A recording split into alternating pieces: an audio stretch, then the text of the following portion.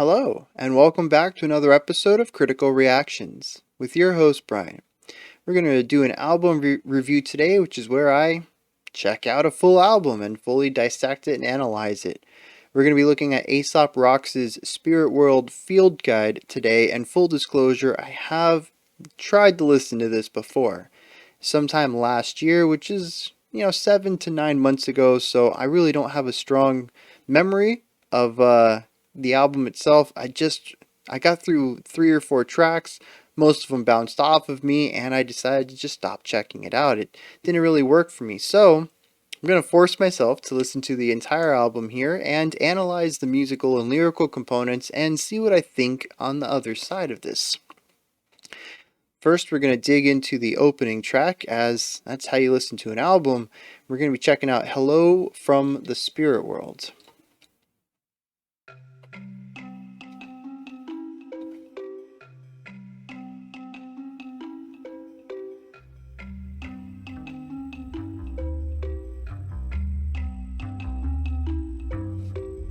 Hello from the spirit world.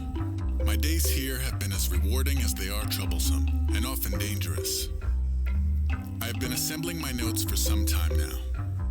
My intent is to create a guide for anyone whose path may lead them to this unwavering otherness.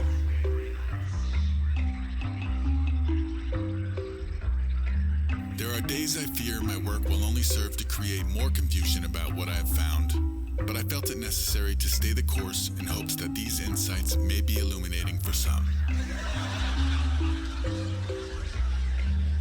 Contained within are anecdotes, recipes, survival tips, warnings, maps, drawings, and more, all organized in an effort to promote safe travel and interdimensional awareness.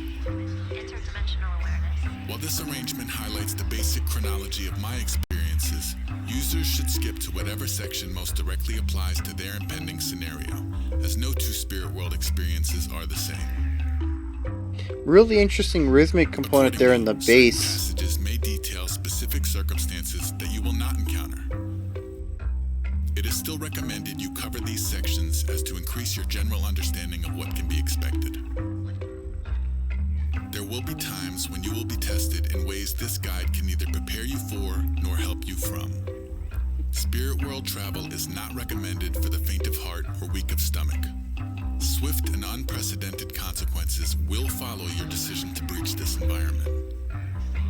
With that in mind, I believe the unabridged Spirit World Field Guide compiled here to be the ultimate companion for all modern supernatural tourism, as well as those potentially seeking more permanent residency. Kindest regards, Aesop Rock. Alright, so it goes right into the next track. You heard that first beat. I saw the time counting down, and I was like, oh, this is going to go right into it, but I really want to take a moment to talk about this, because I think it's an interesting opening track. Thank you, go away.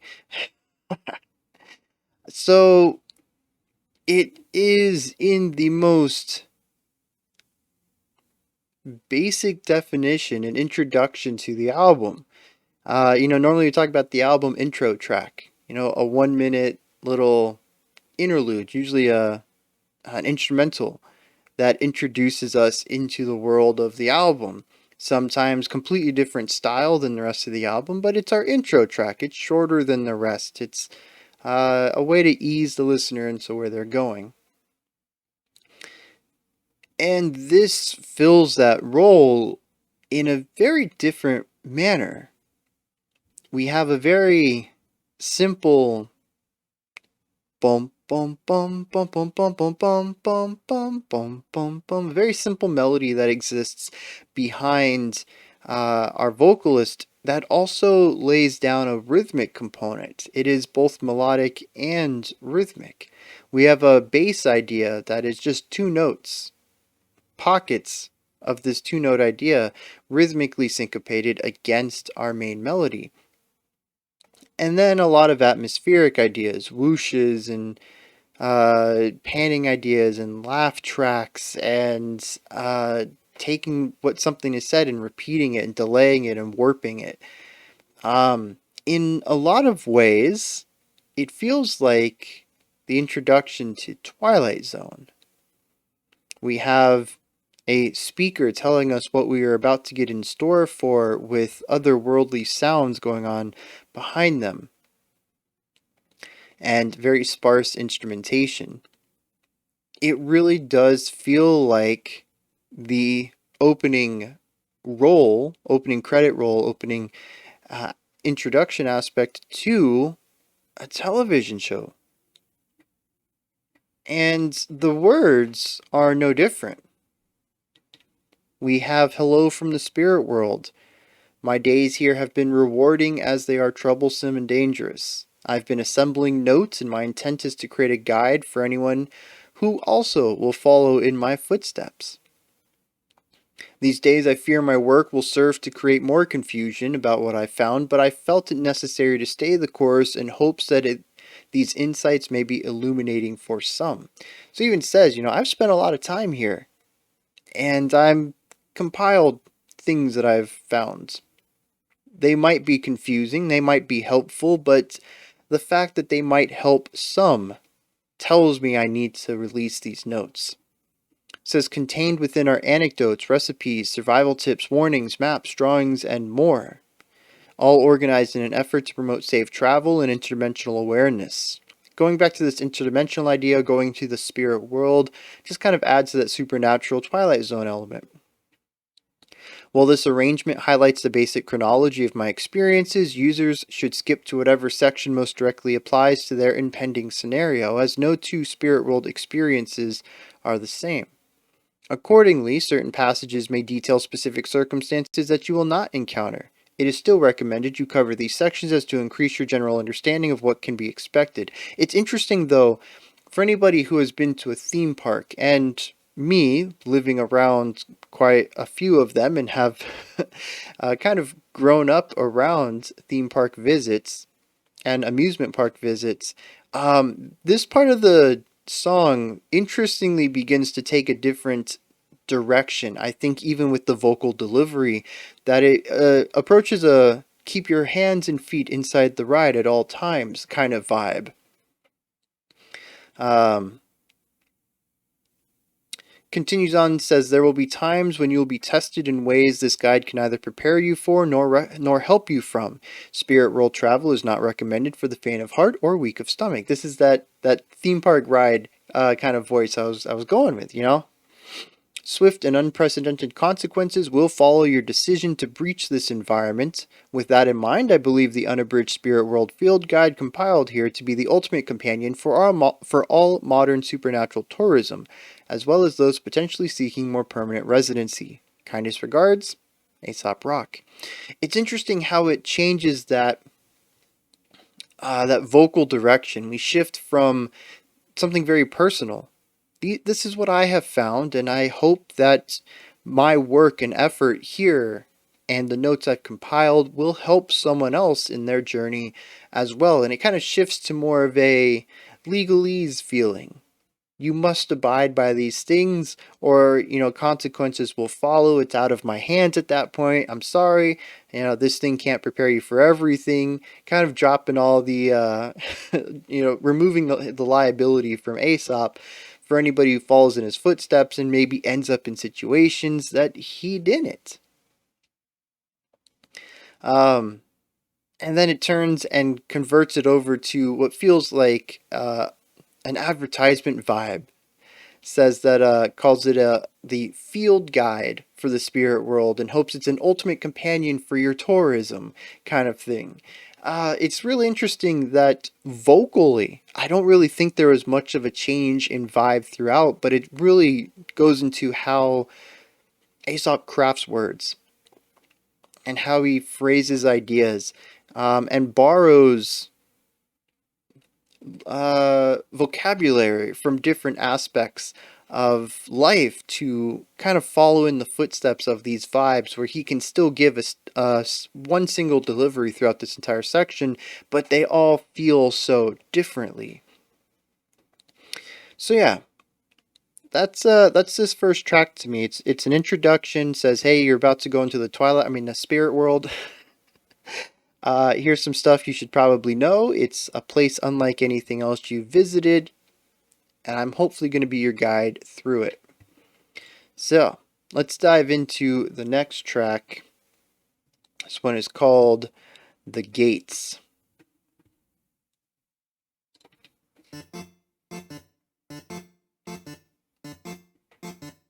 I was at the gates. Ram's legs, my beats black, my plant's dead, my planet X, I might bleed green. And what's under the uncut chia seed? And what from the guillotine? A little flea and tick, a little fever dream, a little plea the fifth.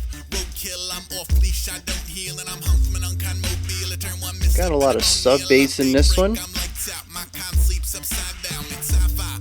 Red tide, my hind by make record time. I go 3, 2, 1, D6 times. No lie till death, he getting line. K-Hill spawn, I'm no joke. I eat brains, I throw bolts. I know East prayer scene. I really like this flute over here. As soon as it's there, it's already gone though. Oh, okay, so it's not. It has a weird vibing idea. I was at the gates. Wolf's head, my boots on, no bullshit, and on both sides of that tough love. They're both mud, that's what's up. That's what's up. That's what's up. Straight up and down, don't even I was at the gates. Snake skin, my hood low, don't say shit, and on both sides of that bloodlust. They're both mud, that's what's up. That's what's up. That's what's up. Straight up and down, don't even bother. Rat tail, my backdrops, all black seals. Dog biting my bird curse. Cross-eyed, world's worst. Troglodyte, I might split the blinds. I'm like Vince Van with that instant rice. I write cryptograms at all waking hours. Tattoo the mail on all paper towels. I'm on the kitchen walls. I may paint the house. Could reach the yard, so mega bound. A little variation here with this 8-bit stuff. Gangway for that full start. Burst freight trains through stalled cars. Shame, shit so whack. Show you back to this maw jar. Death wish from day one. I wake up and it rain blood. Rain check these fuck shows. I'm donezo. My brain's mush. Drum roll, I might piss straight. Loose tooth in my spit shake. Every possible Futurama come trooping out of his pill case. And I ricochet in my steel cage. One still heart and 2 wheels eyes. Few meal bars, a good field knife. I feel good, no field guide. Just deicide by D5. One say the whole glow stick and like 2 bites. I do this, I mean, yo. I was at the gates. Wolf's head, my boots on, no bullshit, and on both sides of that tough love. They're both mud, that's what's up. That's what's up. That's what's up. Straight up and down, don't even I was at the gates. Snake skin, my hood low, don't say shit, and on both sides of that bloodlust. They're both mud, that's what's up. That's what's up. That's what's up. Straight up and down, don't even bother. Bare paw, my handshake, oh dear God. Bare bones, a few air holes. Barefoot, my square glows. Scarecrows, who goes there and like who's Interesting there, choice to include the dissonance in the background rather than harmonious chords. Push wood, I go Mach 1, I'm all whoosh whoosh. I don't push foot, I make potholes. My path homes, all drop zones. Flash bulbs and strobe lights. Road signs with crossbones. Touche from our killjoys, you know, humanoids just hit points. Ain't cop that new heat, that new speak, so pink noise. More mood peace around street food and my PJs and my snowshoes. It's interesting that no matter what kind of variation we get in the first half of the verse, the second half is always this flute idea.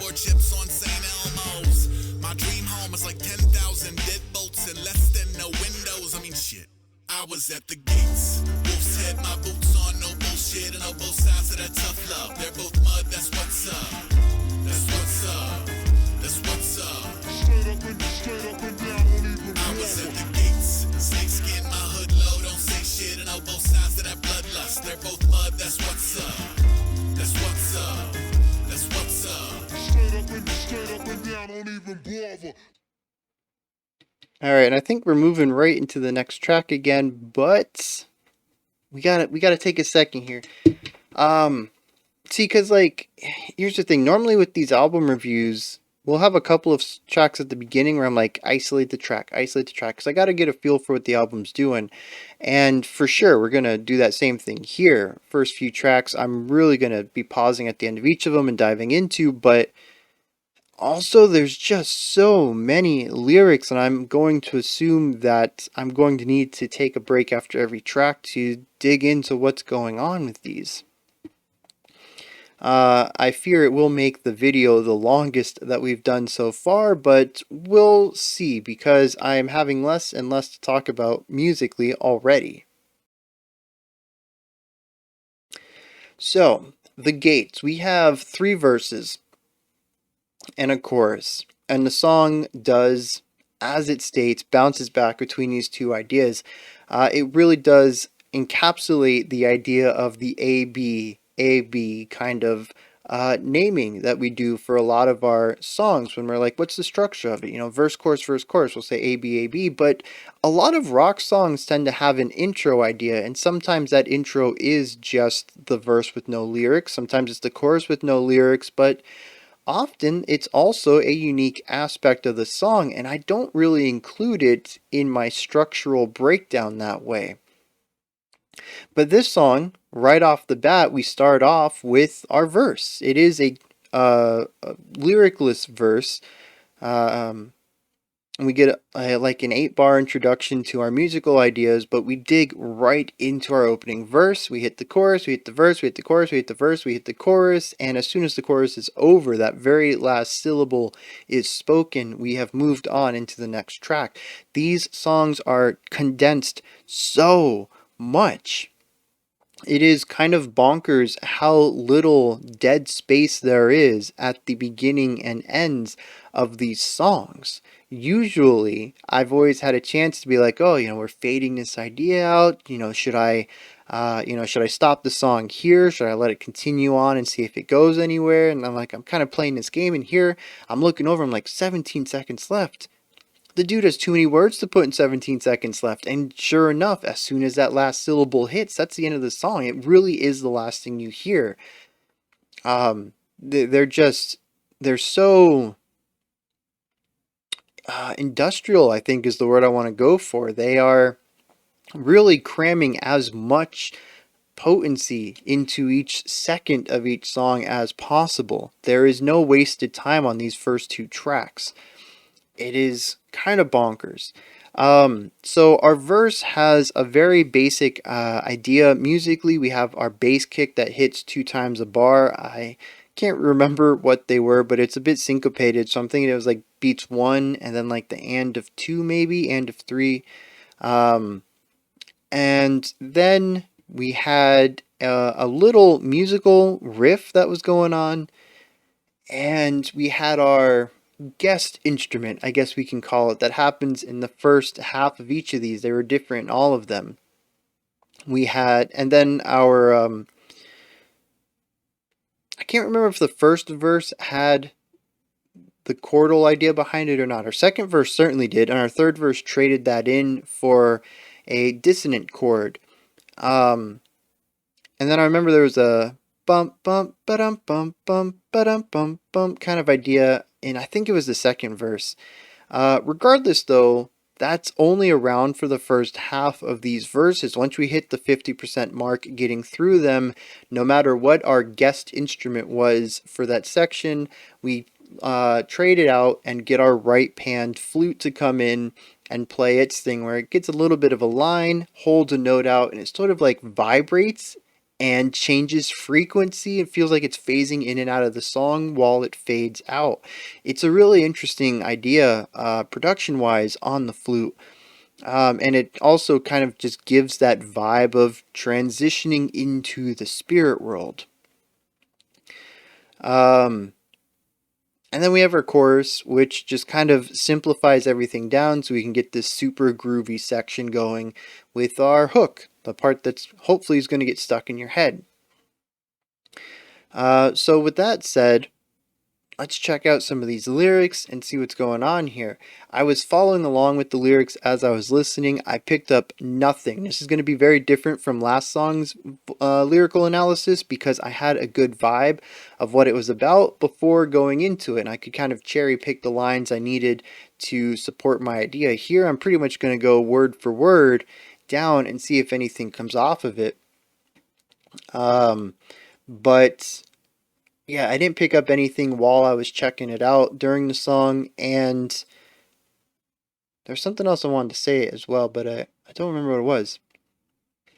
Anyways, I was at the gates, ram's legs, my pizza black, my plant's dead, my planet X, I might bleed green, I'm what's under the uncut chia seed, I'm what from the guillotine, a little flea and tick, a little fever dream, a little plead the fifth. And see, I think this is where this album analysis is going to fall apart a little bit. Musically, I really don't feel like these first two tracks are giving me a lot to work with. And I'm not too sure that the music is really doing much to support the ideas going on lyrically. I'm going to assume our first track was a bit of an outlier there because, like I said, it kind of gave me a Twilight Zone vibe, both musically and vocally. But being that it was an introduction track and didn't feature rapping, it featured speaking. Aesop was directly talking to us as the listener. Like I said, I'm going to view it as a bit of an outlier. I think this is going to be more of what we listen to, where the music itself is sort of just a beat in the background that might change up its ideas every once in a while, but mostly exist as a functional idea to create a groove for the lyrics to sit under because the lyrics are king. This is something we checked out when we looked at that, what was it, the motorcycle one, right? During Hip Hop Week. That was the Aesop Rock one we checked out. Um, and the lyrics really are the most important aspect here. The beat is there to support what the lyrics are doing and sometimes to lean into them a little bit rhythmically, but not really to do anything melodically or harmonically or chordally or anything like that to really stand out and not even overshadow, but to exist next to the vocals. They're there as a supporting role entirely. The lyrics are the most important part, which technically means in this analysis, I should have a lot more weight given to them time-wise. I should be spending more time analyzing the lyrics themselves because the music is a bit sparser and even less important, I believe. However, I don't think I'm going to have an extremely strong reading on many of the lyrics. And it kind of worries me already, and I'm just expressing this because I feel like I'm a fairly transparent person. I like to, let you guys know where I'm at. I don't stand up here ever as an authority on music. In fact, I've spoken that literally many times that I'm just a dude who listens to music very closely and expresses my thoughts on what the music is saying. And so here, I'm letting you guys know that I have some concerns about this review because I don't think it's going to be a very deep analysis. Musically, it's a bit shallow, so there's not a lot to talk about there. And where the depth is, I don't have the understanding to really give it its due. So, I don't know. We'll see where this goes. Of course, I'm going to listen to the whole thing. If I end up just not really having much of an analysis on it, I don't have much of an analysis. I'm going to release it anyhow. But I'm 7 lines into this, and I don't know what any of this means. I'm at the gates. Ram's legs. Is he saying he has ram's legs? But then he says, my pizza is black. My plants are dead. He should have said my ram's legs or I have ram's legs. But I also understand that syllables are so important when you're rapping. It goes on to say my planet X. The only thing I have a reference for is Planet X is Teenage Mutant Ninja Turtles. I'm pretty sure that's the universe or the planet that the Krangs come from, but like I don't think that that's what's going on here. He says I might bleed green, which goes back to the planets being his plants being dead. But like I think Planet X was dying, which is why the Krangs invaded Earth. So maybe that goes back to like his pizza's black, so his food is burnt, his food is destroyed, his planets are dying, or his plants are dead, his planet is dying, and he might bleed green.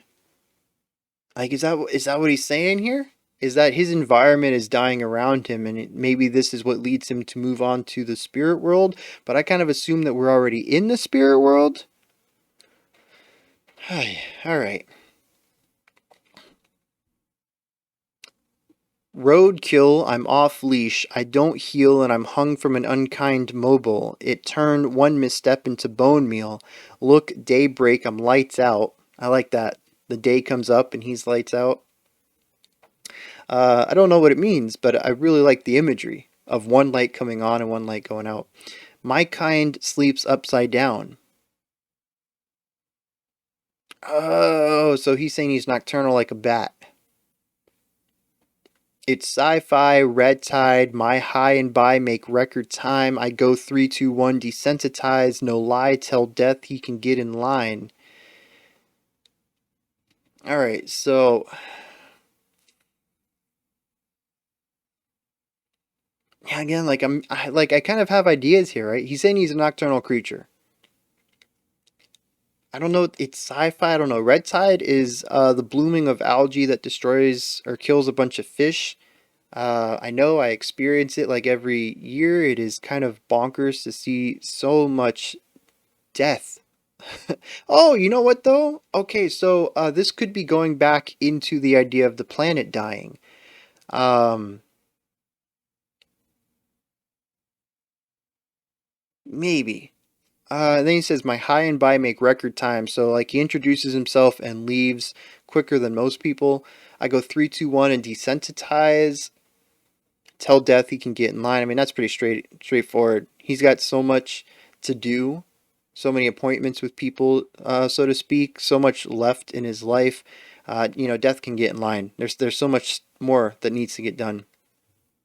K, Hellspawn, I'm no joke. I eat brains, I throw bolts. I know easy prey. I seen broken oaths. I go marching in, I'm all OCO. I know a rodeo from these pony shows. I don't stay for tea. I can't slow the code. I go coyote, alone, and ghost. I'm the smoke, ear, nose, and throats. Fresh pot, my favorite mug. Ace Rock, my day sucked. Agent of all things deep sixth. I feel like I'm put here to keep the crypt. I get tired of bread, I might eat the rich. I ain't seen a leader, just feed her fish. You want free weed, you want free stuff. I mean, dude, I was at the gates. And this goes into the chorus. Yeah, so, I mean, is this just detailing like a generic day? Right? You look around and everything's toasted, everything's dying, everything's destroyed. The world around you is falling apart. You feel like you're at the bottom of the food chain, but you can't stop. You just got to keep moving. Like it says, death can get in line. I got so much on my plate.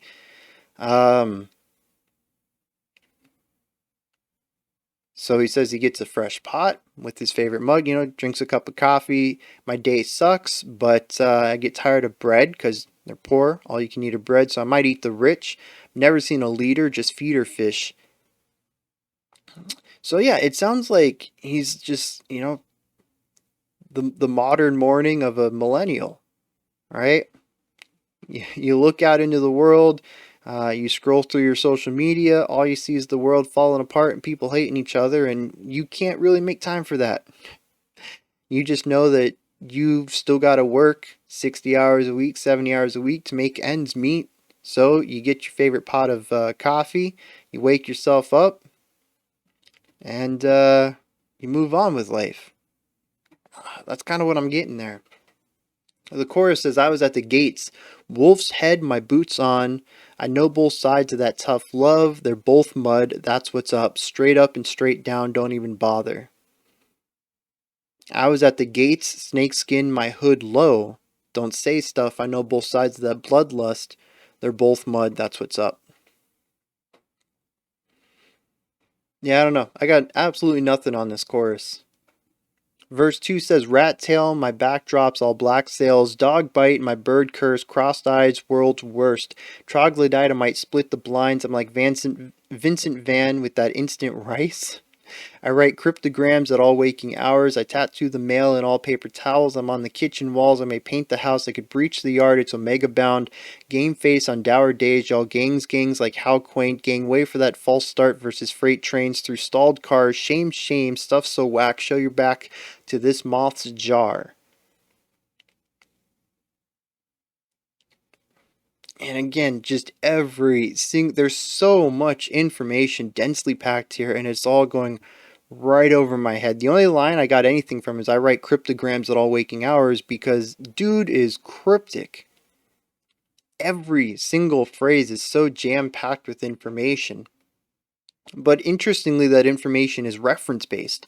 So much of it requires that you understand possibly something about Aesop Rock, or you understand a secondary meaning of a word, or a dual meaning of a word. One of those meanings may be slang, it may be a definition you didn't even know the word had. And that's where I sit on a lot of this, I think, is that they reference slang. Words have meanings I don't understand. They reference events I'm not aware of. They reference ideas and phrases I've never heard of. Um, and even makes connections that I can't see. He says I'm like Vincent Van with that instant rice. Well, I'm going to assume Vincent Van Gogh, so we're talking about him being an artist, but he says an artist with instant rice? Even says with that instant rice, almost like making a direct comparison between the two, not making an allegory about saying that he makes instant rice like an artist. Almost has more of a deeper relationship there, like maybe there's something about Vincent Van Gogh's life that has to deal with rice that I'm just not aware of.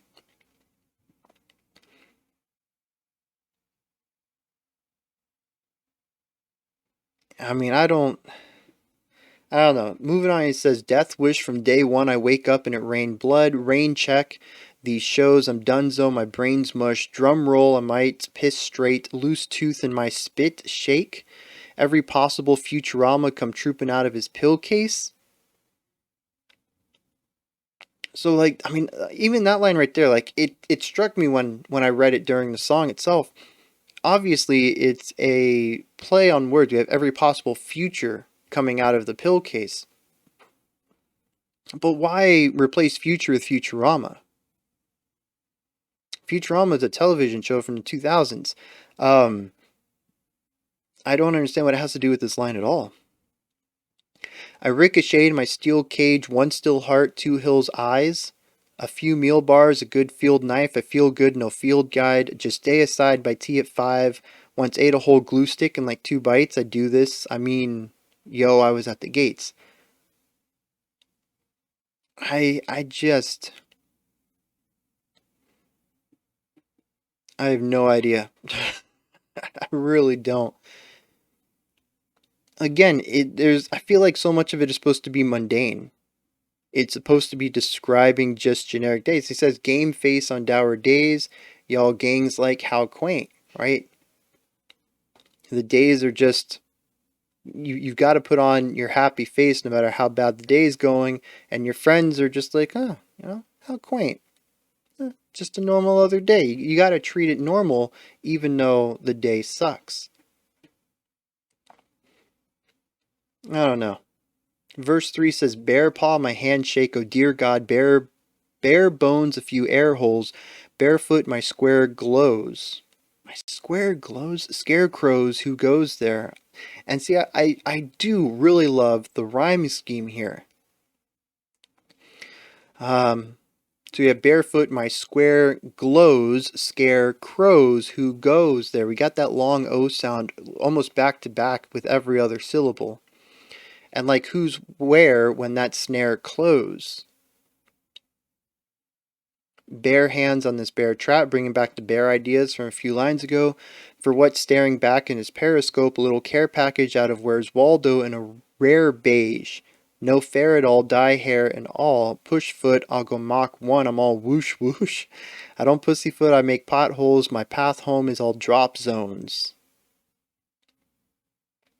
Flash bulbs and strobe lights, road signs with crossbones, touche from our killjoys who know humanoids are just hit points. Ain't cop the new heat that new speaks all pink noise. I'm more mood piece around street food in my PJs and my snowshoes and dogfights in those dungeons. Little dust ups in y'all's throne rooms. It's fun stuff. Low moon on my trombone says no. Yeah, it's more hailstones aboard ships on St. Elmo's. My dream home is like 10,000 deadbolts and less than no windows. I mean, a lot of that just says that living life is dangerous. There's flash bulbs, strobe lights, crossbone signs, people who just want to hurt other people. What has he said? There was another line that stood out to me.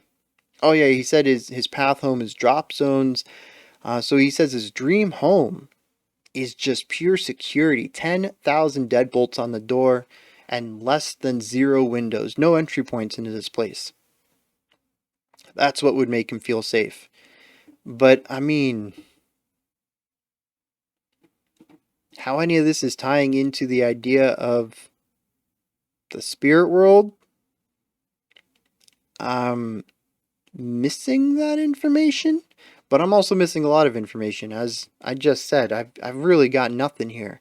So, yeah, I guess we're just gonna move on into this next track and see what it brings us, because I'm very confused. Let's see what's going on with Button Masher.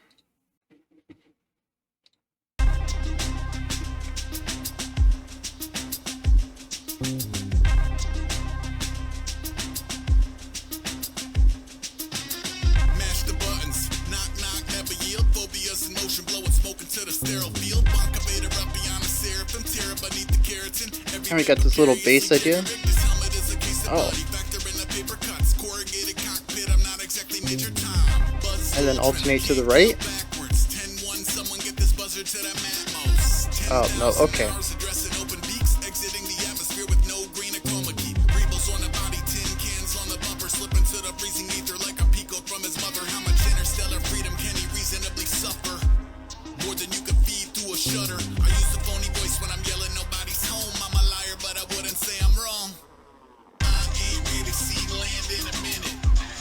Interesting, so for this chorus, we really haven't changed the underlying idea at all.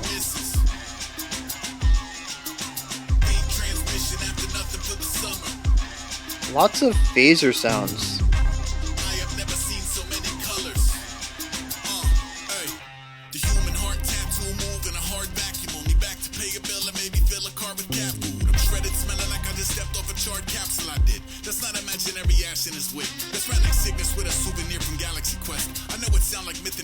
So we've replaced a full pad that sits underneath everything for this little wavy buzzy sounds.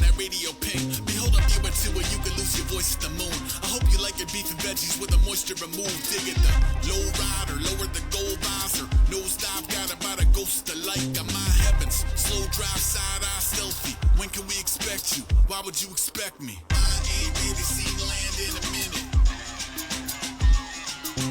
A-Wolf spaceman, wave to the missus. Main transmission after nothing for the summer. I have never seen so many colors.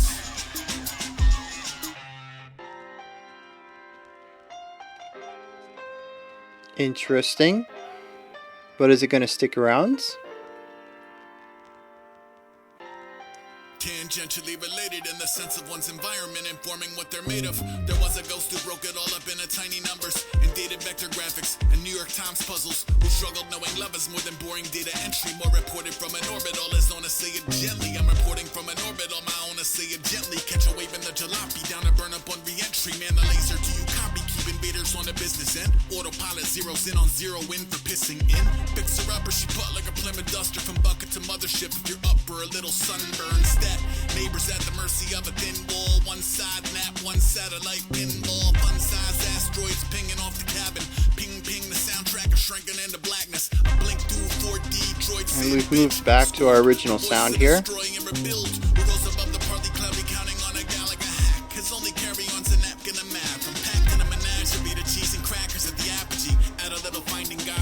Not to atrophy. I know you're whispering about me at the corner store. We've seen a glowing light from under his apartment door. I ain't really seen land in a minute. A-Wolf spaceman, wave to the missus. Yeah. After nothing for the summer. Yeah, we're gonna stop this real quick. I don't know if it's gonna be long. I have never seen so many colors. So I think it's interesting. Um, Real quick, I mean, so we have in most of this, in fact, all of it, there's one underlying idea underneath all of these words. We have this bass idea that pops up every other repetition. So I think it's like every 16, yeah. So every 8 beats, we get an idea. Sometimes it's the bass, sometimes it's something else, which is that something else is usually this electric guitar that's off on the left. Let me pull that out of the way real quick. Something over here on the left, though, with an electric guitar. And so we have that in the bass. So we have our simple beat, and then at the end of every eight beats, we're going to have our bass idea or our guitar idea. They alternate. Then there's also this little concept that's going off on the right. It's kind of like this little buzzing sound. Interestingly, underneath all this, we have a pad that's just really hanging out down there, creating a nice sound floor. On the second verse, we trade that out for a lot of empty space and this buzzing phaser sound. Behind all of this, we have these panning phasers. And I want to bring all of this phaser and stuff into focus a little bit, because once you get outside of the beat and groove and you look at the ornamental stuff, everything has a sci-fi sound, which I think is interesting. We just got done talking about sci-fi stuff on the last track, but we kind of dig into it even harder on this one. We have references to Major Tom, Buzz Aldrin. We also have we have Mash the Buttons, which is a gaming reference, arcade mostly, just kind of, pushing the buttons, not really um, in what is it? Intently pushing anyone specific. You're just kind of pushing them as fast as you can. And it's interesting that later on down we even have a reference to Galaga, which was one of the original retro space invader style games. You're in a spaceship shooting aliens. Um, so we also have a reference to vector graphics and Asteroids, which Asteroid was one of the first video games based in based in vector graphics, I believe. Could be a little off on that. We also have AWOL Spaceman showing up in the chorus, Faint Transmission, and I've never seen so many colors, which to me kind of speaks to the color density in galaxies, which is really interesting thinking about that in reference to the recent pictures taken by the Webb telescope. That doesn't sound right, but you guys probably know what I'm talking about. The whole internet's talking about it right now. Fascinating, beautiful pictures. We also have a reference to Galaxy Quest, but it is lowercased here, so I wonder if it is about the film or not. Radio pings. There's a lot of spacey stuff going on in the lyrics, and we have all these phaser, sci-fi kind of sound effects going on in the music as well. As for the lyrics, I mean, here's the thing. I could go through this and read them out to you like I just did, but I didn't pick anything up once again while it was going on, so I'm not sure if there's really a point to it. Especially if it's going to push our time up to 20 minutes a song. We have 20 songs to go through. It could make this video extremely long, and it would not be for much. Usually I read the lyrics in an attempt to give you guys the information, so that I said, oh, this is about this is about that. You've already heard the lines, you understand what it's in reference to. Here I'm really just reading them to you, and they're not hard to find. There's plenty of lyric websites out there where you could read them yourself and get just as much information as what I would be giving you, and probably read them faster. People tend to read faster than people speak, so I don't know. We're 3 songs in. We got 18 to go. We're already coming up on 45 minutes here. Um, so much music left to get through too. I think we're just gonna move on. I think that's how we're gonna ride this album out. Is I'll take moments to talk about the music, things that I picked up on, like here the whole sci-fi theme in the lyrics. But I mean, I there's so much here. This is like giving me a symphony, right? For a 65-piece orchestra and telling me to listen to it once and asking for every single tiny bit of information out of it. What did each individual note mean? Kind of detail. Like, I could tell you the surface level stuff, right? The strings were going in this direction, evoking this emotion, but I'm not going to be able to tell you the intricate details of it. But having this laid out in front of me, this is like giving me the sheet music to it. And there's a lot of information in here that could take a very long time to get through if I knew what I was talking about. But I could imagine that somebody who's well versed in a lot of these references, it could take them, they could easily make a 6 or 7 hour video dissecting Aesop's lyrics here. And I'm trying to also include musical analysis on top of that. And I don't think you guys want to hear me fumble about with these lyrics 21 times to come out and say, I have no idea what any of that was about. So I think that's what we're going to do. If I have anything to add, I will. If I don't, I won't, and we'll move on. And unfortunately, I think that's going to make it a bit of a weak analysis, but I don't think it would be any stronger if I took the extra 25 to 30 minutes every track to read the lyrics out to y'all. Just at face value with nothing to add to it. So, with that said, let's get moving on. Bring this guy back up. We're going to move on to the next track, Dog at the Door. And quite possibly, unless something changes here, I think we are going to just move right through a few tracks and then hit them all back to back in analysis rather than stopping at the end of every single one of them, especially since Dog at the Door is only a minute long. All right, let's get to it.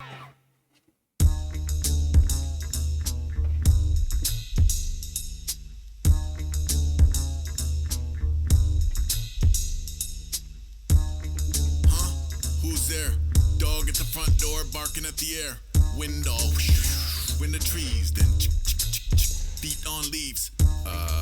It's probably a cat, might be a guy with an axe, might be a trap. Shit, it's probably a trap. Might be a possum in the trash. It's probably a trap. Hey, keep it moving. Gotta sound stupid. Good chance I'm not even talking to a human. Then again, it's probably a trap. Somebody had to set it. Depending on the type, maybe several. Yeah, that's it. It's probably several. Several come together to make what would have taken one forever. Really interesting tones in the background there. Trap, utilizing some technology I didn't know we had. Maybe I am entirely tripping. It might have been the neighbor's kid, but I have my suspicions. I wish it were as simple as a critter, but it isn't. I feel that it's important we consider all dimensions. Like, oh, I don't know, maybe it's a trap. I step onto the line, you'll jump out with the bag. I wake up in some alley on a wholly other plane. Can't remember who I am, I had to get back to the base. I realize you people think that I am off the deep end. I'll say that it's a lovely night regardless of the BS. It is. A perfect snow is sprinkling the path. It's almost like the atmosphere is begging for a trap. The mud goes quiet, one last sniff, Lope's inside, fine. It might have been a baby squirrel who tumbled from the nest. It's probably just you motherfuckers missed. Oh, you know me already. Okay, sorry. I do have something to add here. I thought we could just move on. I really like these tracks. I don't know if it is the sparseness of it lyrically. I don't know if it's the rigidity in the structure, being a bit more linear, but it tells a story in a way that the verse, chorus just doesn't for me. And I think the shorter runtime forces the lyrics to be a bit more tightly constrained. in that when we have multiple verses, it feels like each verse is going to explore a different aspect of a topic, and if you don't understand what that topic it is, each verse feels wholly distinct from the other. It feels like they're exploring three different topics, whereas here we have a single verse, so I can really get the gist of the entirety of it. It is possible that this is the point where we are in the spirit world finally, and we are seeing things that don't necessarily make sense. Even says at one point, I might not even be talking to a human. In fact, it actually says, good chance I'm not even talking to a human. But a lot of it feels very. A lot of the other songs are storytelling, right? Expressing the inner thoughts and wrapping it around and weaving it with fanciful lyricism. This, however, feels more like stream of consciousness, inner thoughts while moving through a world you're not comfortable in. You hear a sound over there, and I like how he doesn't say that there's a whoosh in the trees. He says a which I just think is a really fun way of doing that, right? And then, moves through, what could this be? A cat? Guy with an axe? A trap? A possum? A trap? And continues to bring it back up. There's a lot of comedy in that. Every few lines or whatever brings it back. Yeah, this is probably a trap. This is certainly feeling more like a trap. This is a trap, and really solidifying that. And it really shows, at least to me, sort of that spiraling kind of thought process you can have when you feel uncomfortable and disempowered in a situation. And I kind of think some of this, if not all of this, relates back to social concepts in one situation or another. The entire album, anyways, start to finish, these first four tracks all feel like they possibly relate back to real life. They're done in this metaphor of the spirit world, but if you dig into it, they're probably relatable in everyday things. It's kind of leaned against in the opening idea about the supernatural tourism or whatever, but it always kind of had that edge of metaphor. This is what I've experienced in my life, not my travels through the spirit world, but my life, and hopefully it can help you in exploring your own life. And the sort of cyclical spiral when you're feeling uncomfortable and disempowered in a situation. It's very different to feel uncomfortable but have the power to change it. When you have this mindset that you are a victim in a situation, you can't change the situation itself, your brain begins to spiral. What could happen to me? You don't feel safe in the situation. You don't feel like you could command it or overcome it. You feel like you could be a victim in it. And so what starts out as small as maybe a cat turns into maybe it's a trap, turns into it's probably a trap, turns into this is a pretty sophisticated trap, turns into it's probably most definitely a trap, turns into this is a trap. And it's just how the brain works. I think it's fascinating working that idea in here, not really drawing too much attention to it, but allowing it to bring attention to itself through repetition. And then at the end says, okay, yeah, it's probably just a baby squirrel. It's really interesting how a situation that might pose no harm to you can wildly spiral out of that mentally just by feeling suspicious about a situation. Musically, I really enjoyed this. It has a linear build to it. We start out with what I was kind of expecting more of, just simple groove, bass, and drum, and we slowly add more and more layers onto it until we get this really tense synth sound at the end that overpowers a lot of the other instrumentation. In fact, it even creeps up on the vocal volume, and it really does feel like this sort of fear, this paranoia almost creeping up. And I think it's really the first time since our opening track that I felt a strong cohesion between our musical themes and our lyrical ones. So let's get back on this. We're going to move on to Gauze.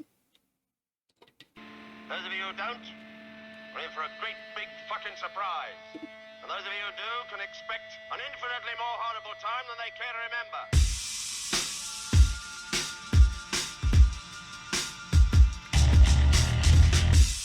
Ooh, a first real big musical change on the album. Lots of sparseness and this heavy, deep,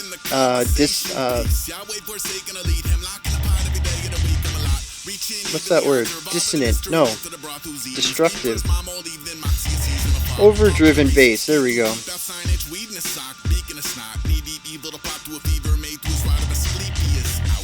Spring and bell exploding through my polar tech. Got a soul invested on coalesce. Got a nose compulsion and overstep. Alright, 8-bit maps for the soda press. From the crock in the mode to the gold in the chest. Notice I don't program any actual way to progress to convey an effect.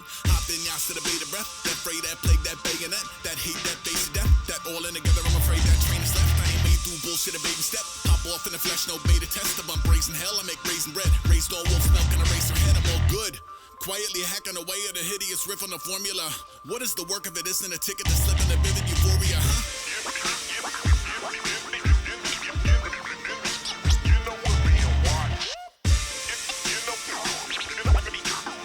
Yes, I'm really digging this more musical variety.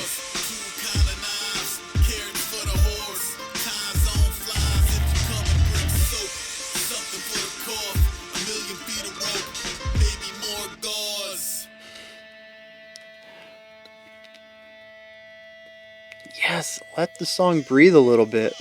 Hey, graybeard wayward, parade wave and vacate the framework. Phased out trade for blank tapes to bait worm seek. East in the weeks, no safe word. K no kayfabe, all true tales from the pay grade. Heavy on my lace and away game. Tiptoe tail by a trail of craters. I am way too keen to smage your way too. Let me guess, too brave few to make Jesus take the wheel, but I too. I don't really pander or plan to behave. The police sketches a hand from the grave unholy. Don't lumen all the upholstery is poor old non. I would roll on a rosary. I know. I go from my home. That real gritty bass has kind of been dialed back a little bit for this section.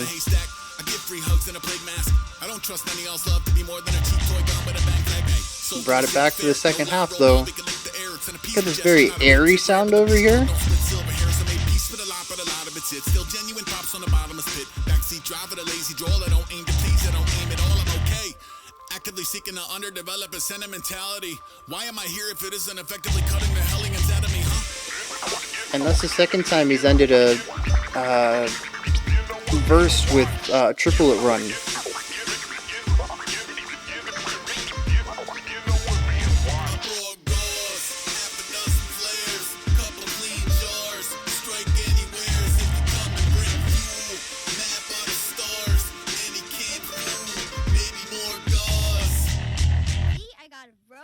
Camping knife with an itsy bitsy fork and spoon and a place to hang my canteen.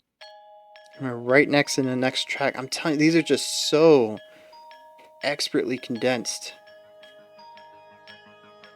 This might be the longest track on the album right here at 4.5 minutes.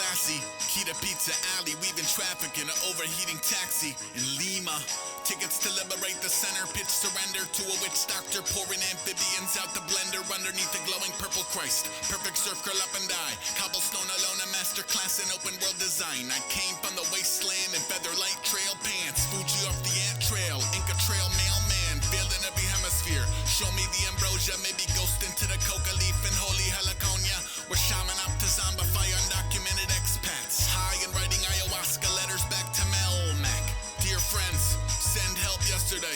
Yours true, Condor, Poma Serpiente.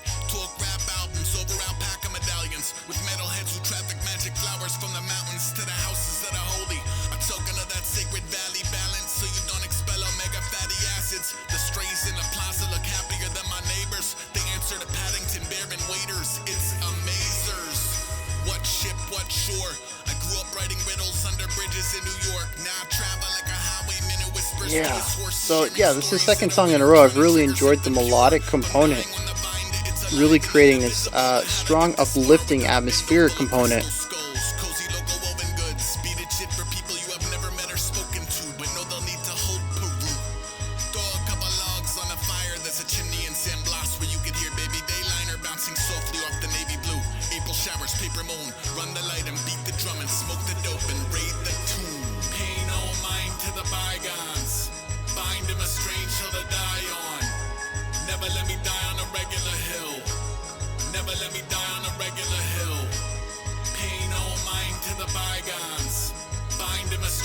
rather die on.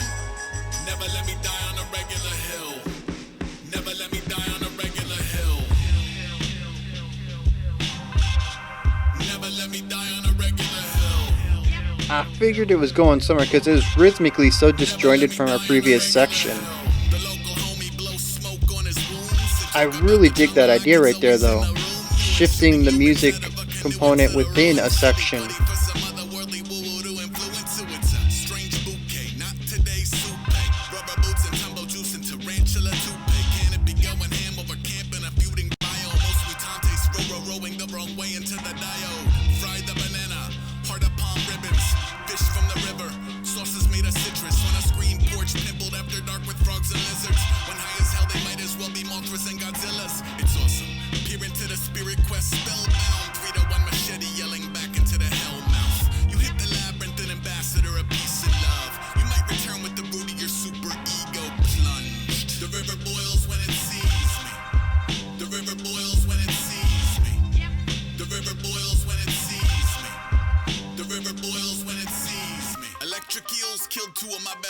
Said the local to the gringo, then dove in off the pirogue in a cloud of smoky mopacho they bought in from Maquitos. Mosquitoes on the wall of the Amazonian ethos, out to bounce a light off any hairy eyeball in a basin. Wild pig, owl, baby caiman, coral snakes that drink down from the timbers like the 6 fingers of Satan. They only speak in S's, you cannot get a name in. I told my darkest secrets to a pair of fuchsia dolphins. The doozy out in Paris, the futures I had squandered. They whispered something to me, I will bear unto my coffin. What's apparent, the alchemist despondency is common. We traded numbers and made off into the pond scum. Humming muddy waters, motherfucker, I am on one. Earth, wind, fire, and papaya. We fly with the poison arrow, we dive with the arapaima. Look, the river boils when it sees me. The river boils when it sees me. The river boils when it sees me. The river boils when it sees me.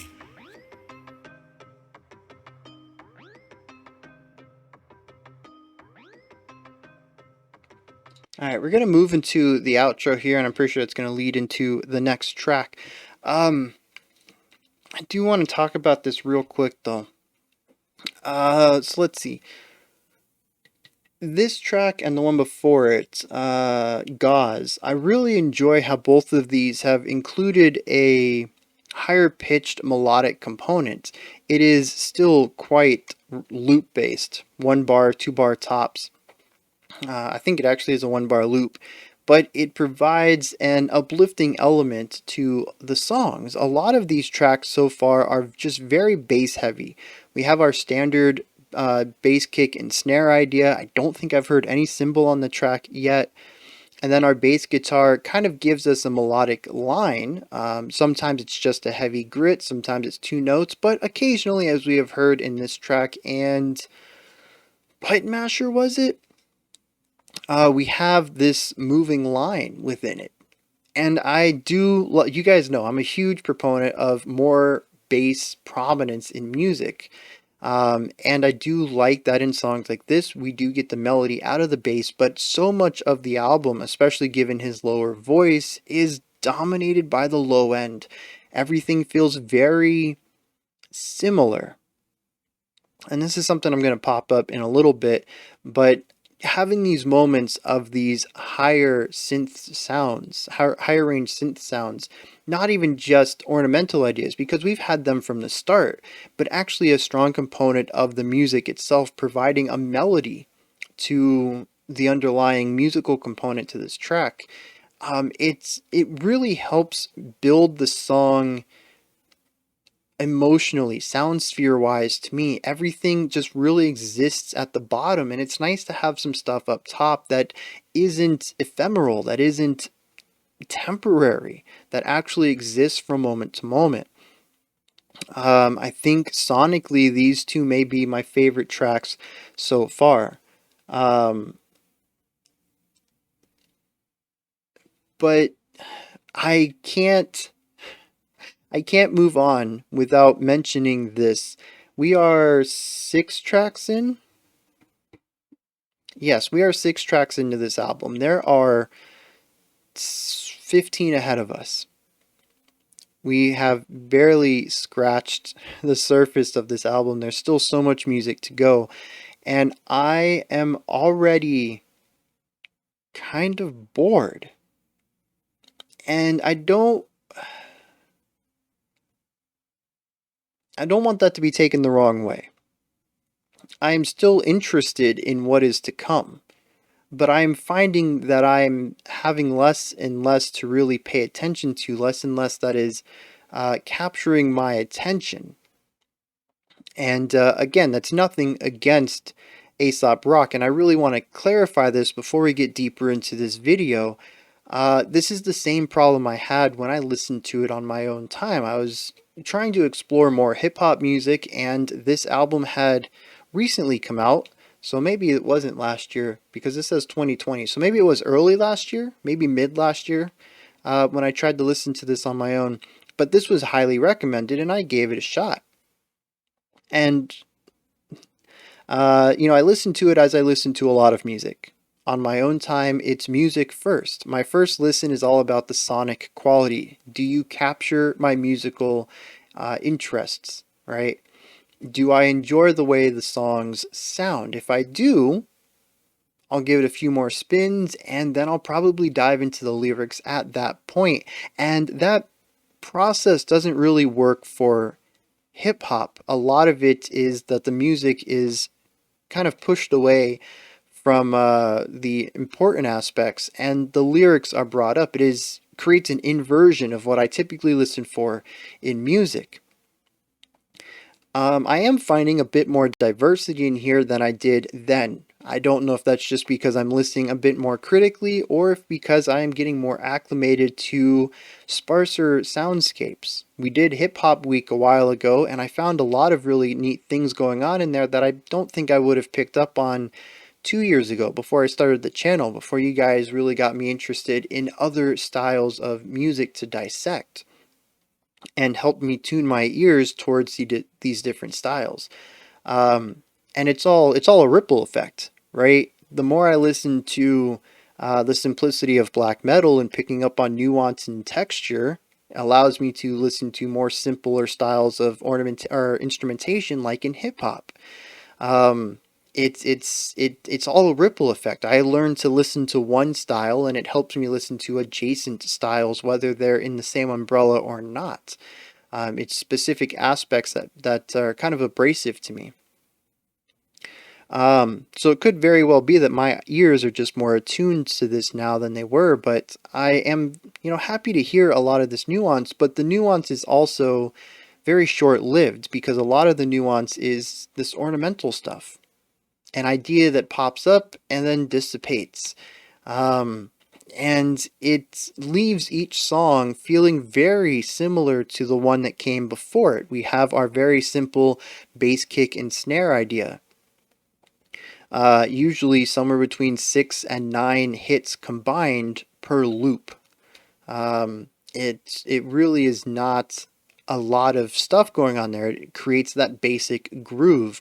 We have a bass guitar that leads each of these songs. They really are very prominent in the mix, and typically carry either the strongest bits of the groove or a little bit of melodic movement. And then we just have all the ornamental stuff, our sound effects, our little warps and warbles and phasers and tweets and whatever else. And it creates a very interesting sound sphere, but at least for my ears, what I have the easiest time remembering, it kind of just comes off as samey, this same formula. And I instantly recognize that most bands follow the same formula. That's how a lot of albums are created.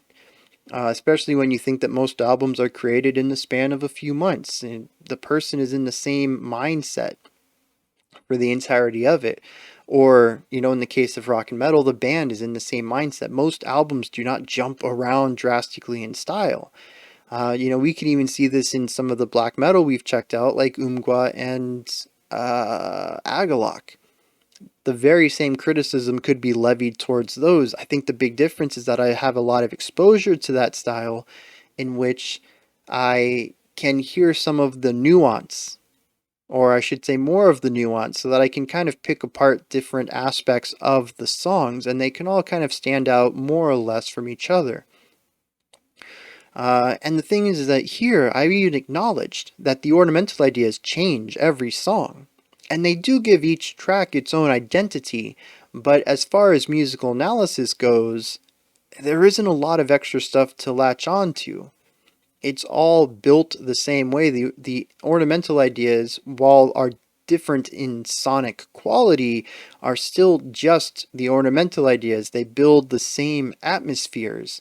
I haven't really heard any track so far that feels wholly different in emotion than the last.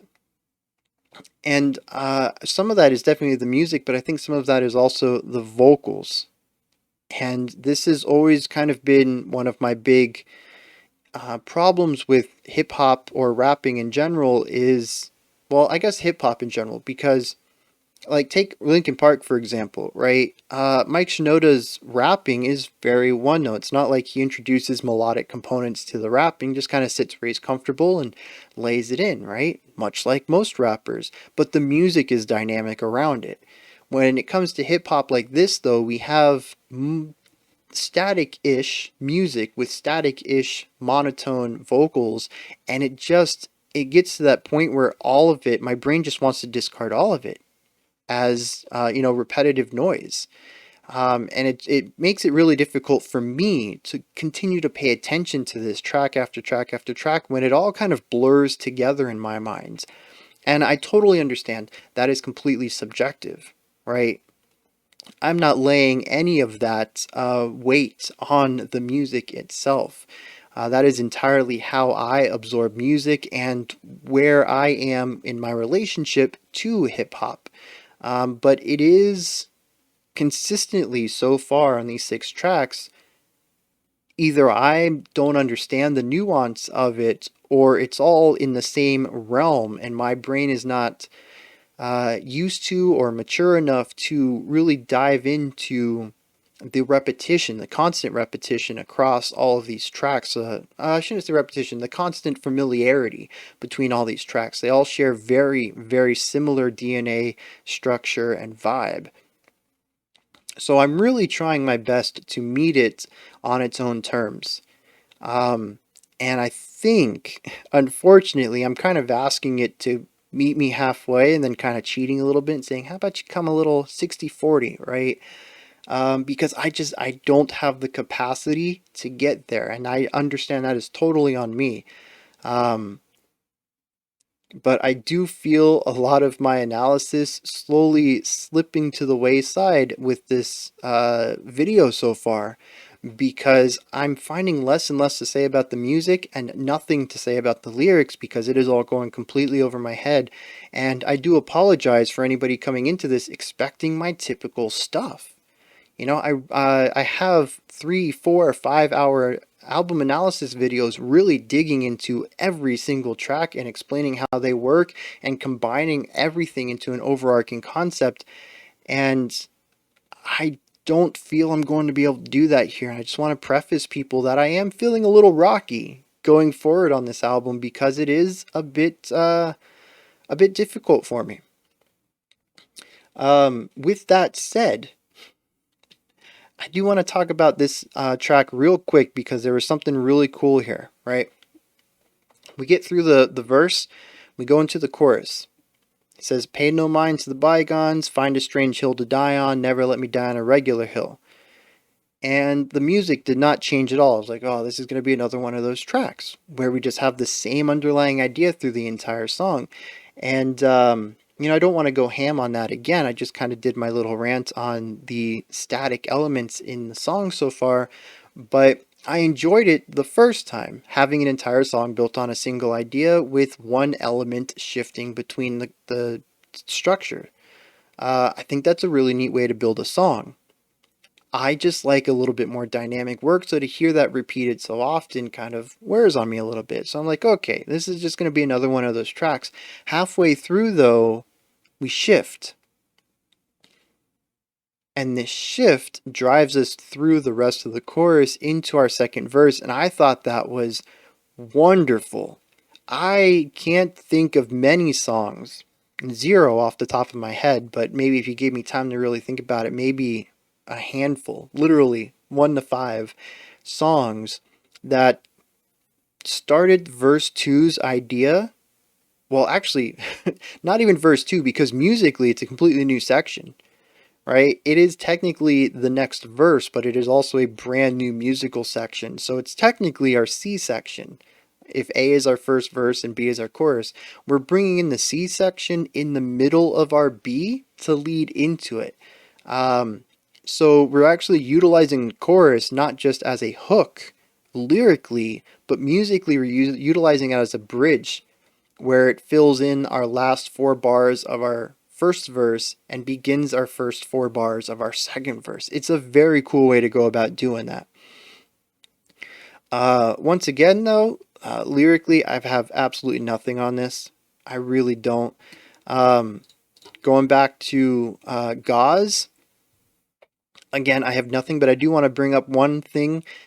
Going along with this idea of just stream of consciousness thought and invoking a little bit of comedy in the writing. I love the chorus where he says, I brought gauze, 2 kinds of knives, carrots for a horse, tie his own flies. If you're coming, bring soap, something for the cough, 1,000,000 feet of rope, maybe more gauze.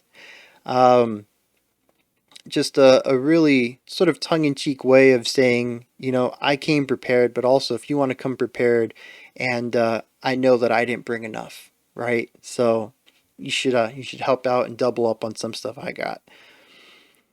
So yeah, let's move on. We're gonna head into the final 10 seconds of Pizza Alley, and then dive into Crystal Sword. All right. When the low, heavy sky weighs like a lid on the spirit, aching for the light, and when, embracing the horizon, it pours on us a black day which is sadder than any night.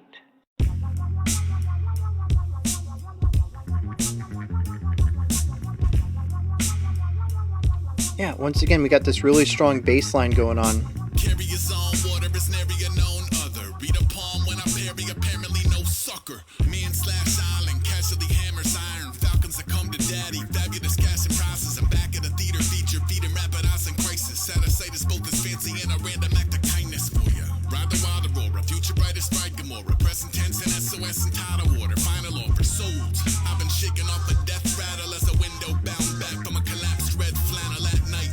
Flight path managing a back and forth that draws a heart and dagger. If you track it all, attacking yarn. 6 foot, 1,000,000, nothing off the rack. Fit 'em.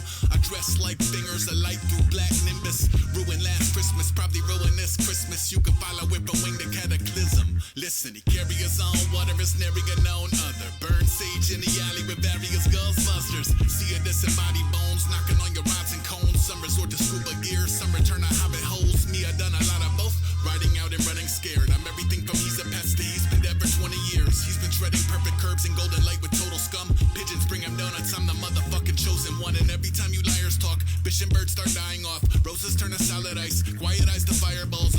I started spilling all my problems to the final boss. He shed a tear and let me buy him like what's mine is yours. Broke him off a little weed, bit him well. I'm not a big fan of this sound over on the right.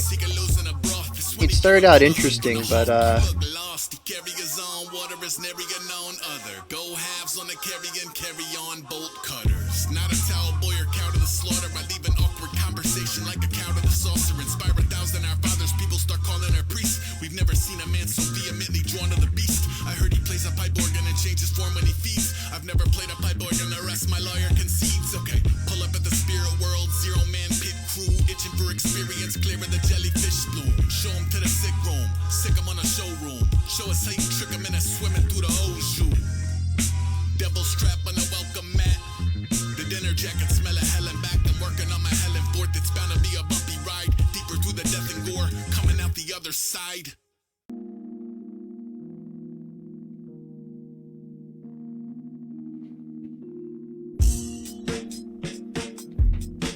yeah, okay. Yeah, we got some sonic diversity here. We got a new rhythmic component here.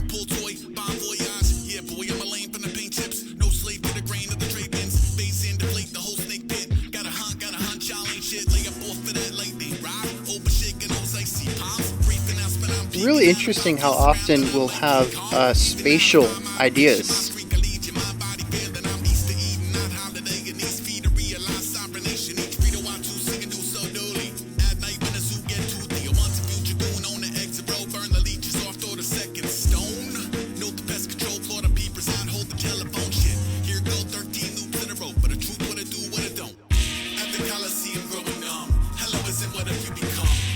Yeah, really bringing in a higher end element here.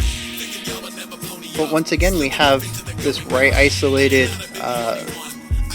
treble idea.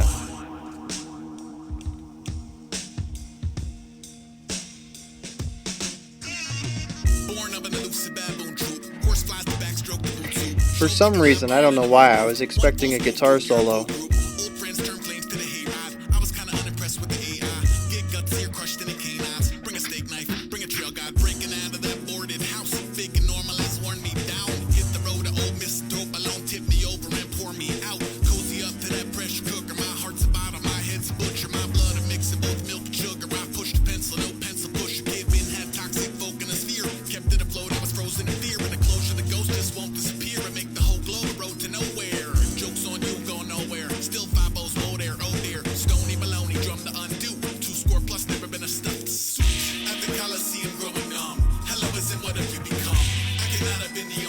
This is the second time we've had this delayed start in the chorus that I'm just not a big fan of.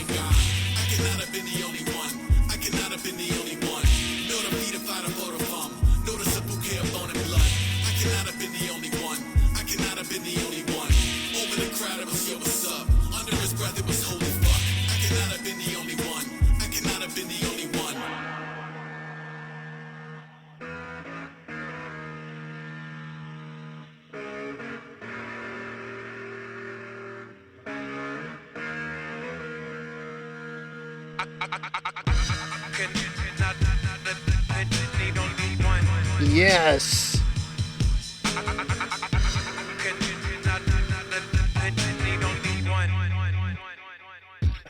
Meanwhile, back at the brackish, Hatman patch and splash with the hapless. Tag every hack in the Badlands. Spoon gag the master too trashy. Ragtag rad to the last bull Radley. Yeah, we got a little bit of that bass idea coming in with this guitar over it.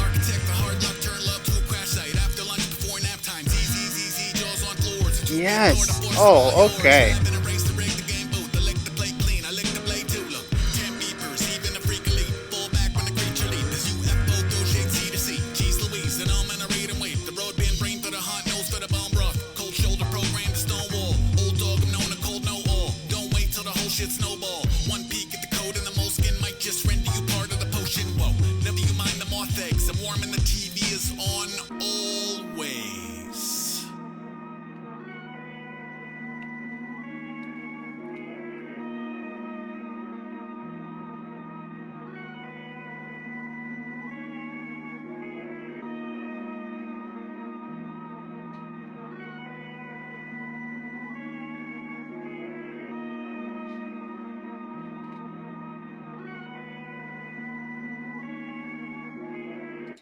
Alright, I'm pretty sure that's going to go right into the next track because every song has so far.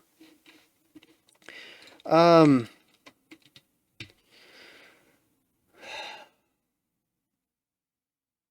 yeah, what in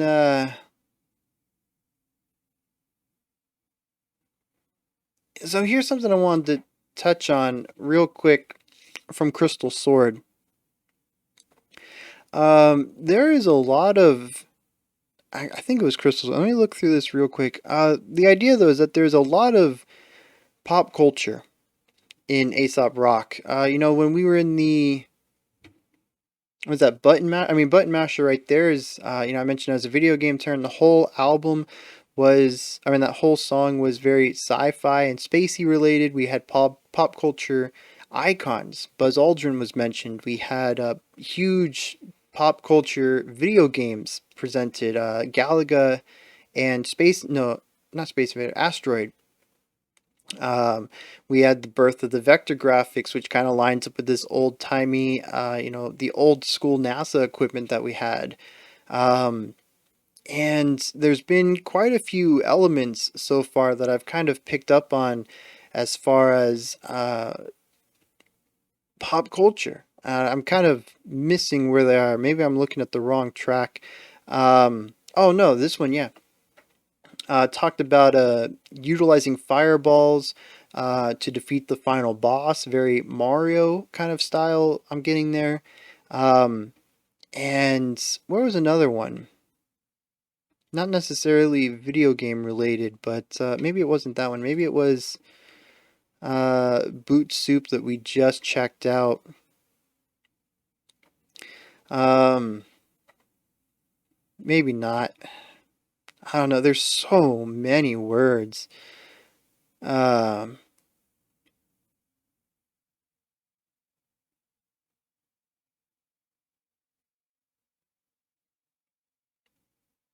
I don't know. Maybe it was one of the earlier ones too. I mean, it might have been Pizza Alley for all I know. I've probably heard more words today, and we're only a third of the way through the album, than I typically listen to an entire week's worth checking out songs.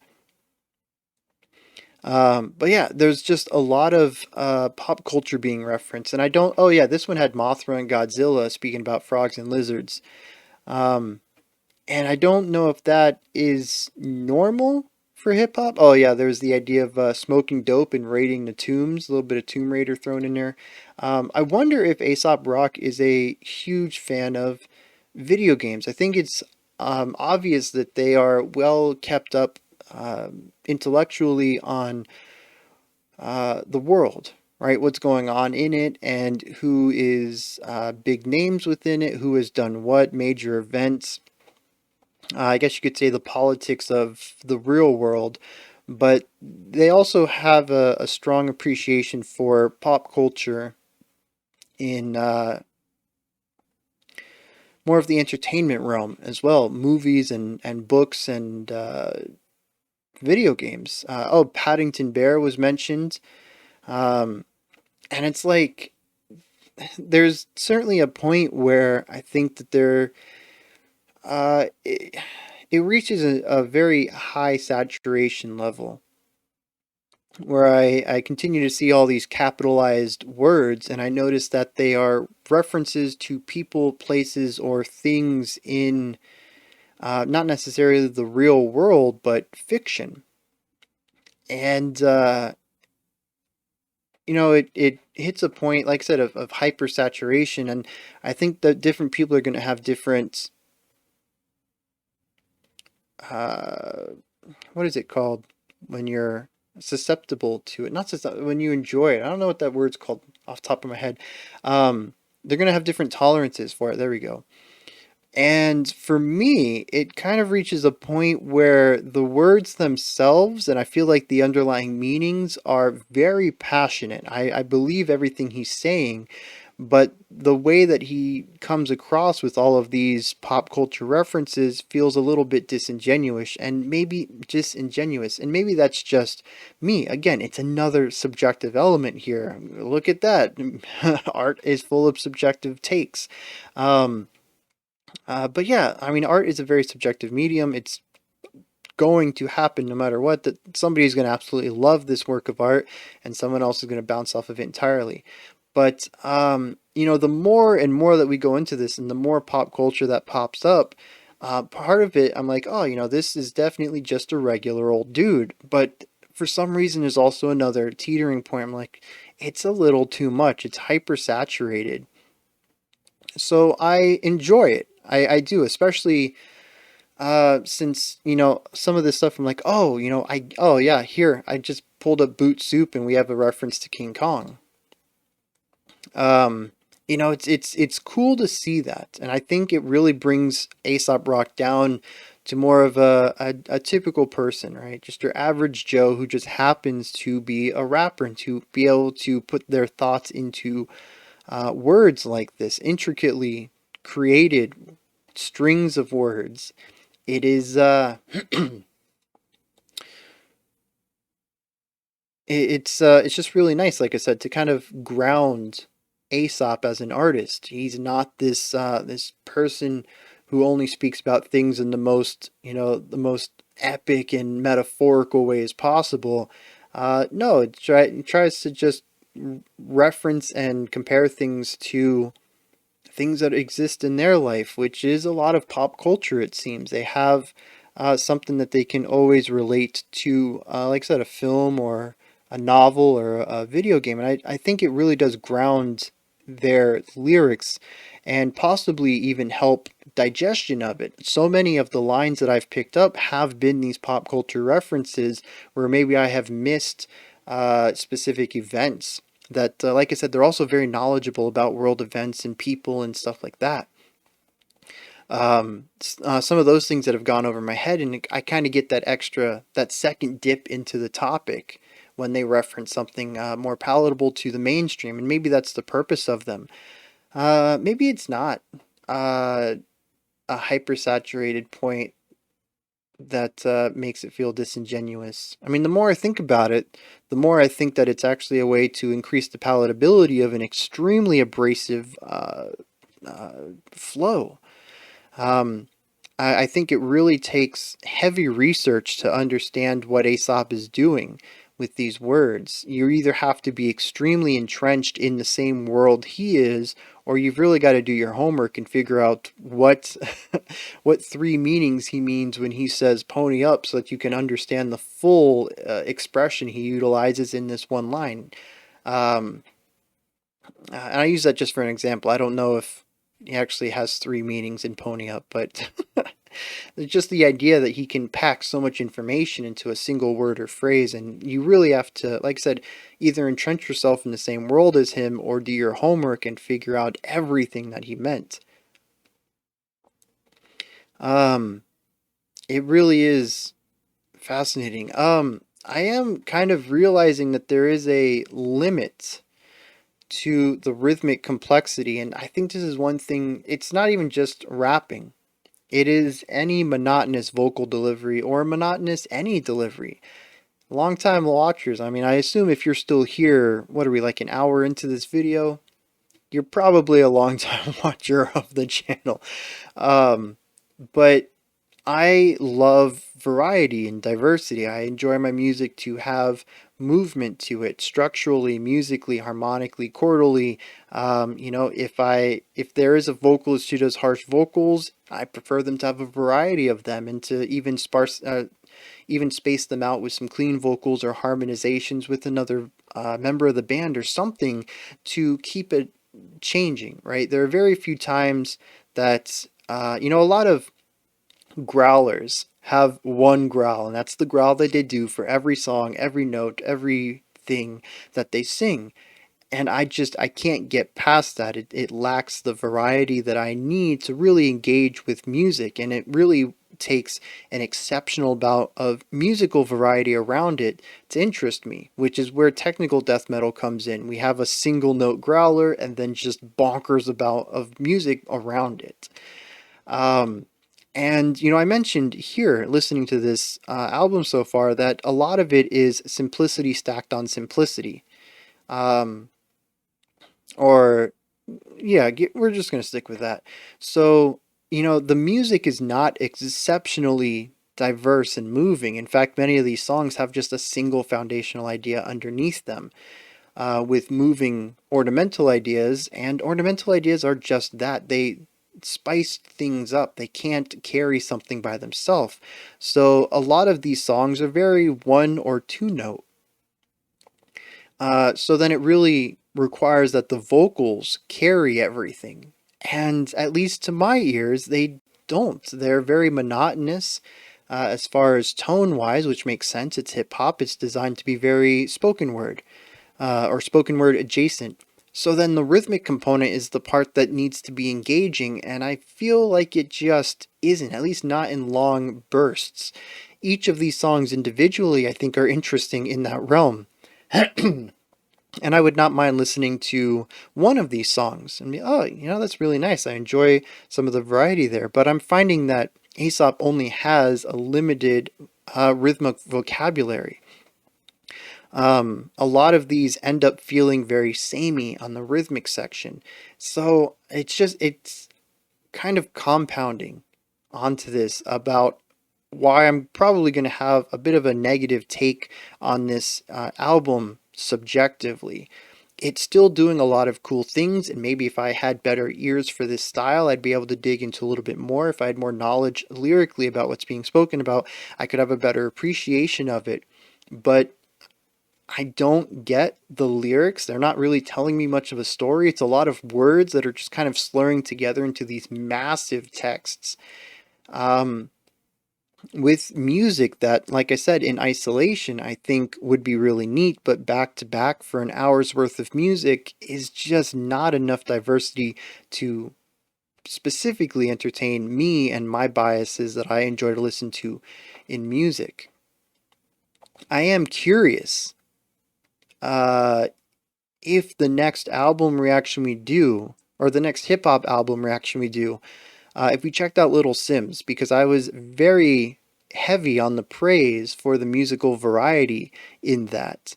And maybe that is the one key I need to really get into a hip hop album is musical variety. Though I would also accept vocal variety, but I don't know what vocally varied rapping sounds like. I'm sure someone can come up with it.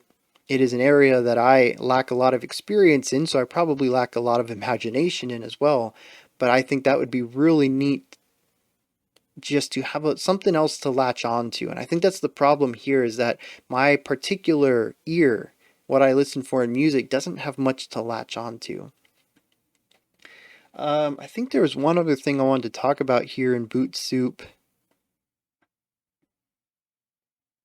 Looking at the words though, and maybe I don't. Oh, yes. So I was talking about rhythmically delayed lines. We heard this in Pizza Alley. It says never let me die on a hill, but he starts it in the middle of beat 1. So instead of starting on the downbeat. And the thing is that this is some of that rhythmic diversity I should have really enjoyed. Everything so far has been very downbeat based. It moves with the groove. This pushed against the groove. It's exactly what I asked for, something different, but it felt very much opposed to everything that was going on. And interestingly, it led into the next groove, so I kind of passed by that one and said, you know what? It ended up being okay, but here with the I cannot have been the only one, it just, once again, it just really grinds against what the song is doing. It is rhythmic diversity for the sake of halting the song, and it's an abrasive type of diversity that I don't think particularly worked for me. However, this also made me remember that they introduced the guitar bit here, moving into the second verse, and this was exactly what I needed. I want more of this, not necessarily guitars. I don't want just to be rapping over a rock song. But I need this sort of diversity. We had our bass guitar playing a melodic line here. We had our electric guitar playing another melodic line, kind of doing counterpoint, but also just kind of working within each other's vibes. Our drums were doing what the drums do, just a few hits every couple of beats, very sparse drumming, just to lay down the very bare bones groove that they can. And then a few repetitions into this, we had this nice synth idea that was sort of going up and coming down. We introduced another melody. And the way that it fit in against and within the other two melodies we had, and just this beautiful moving element here, that's what I want more of. It was just a really great section. I feel like for the first time in the album, I was really getting into what was going on. Now, of course, I was following along with the music. I mean, the lyrics.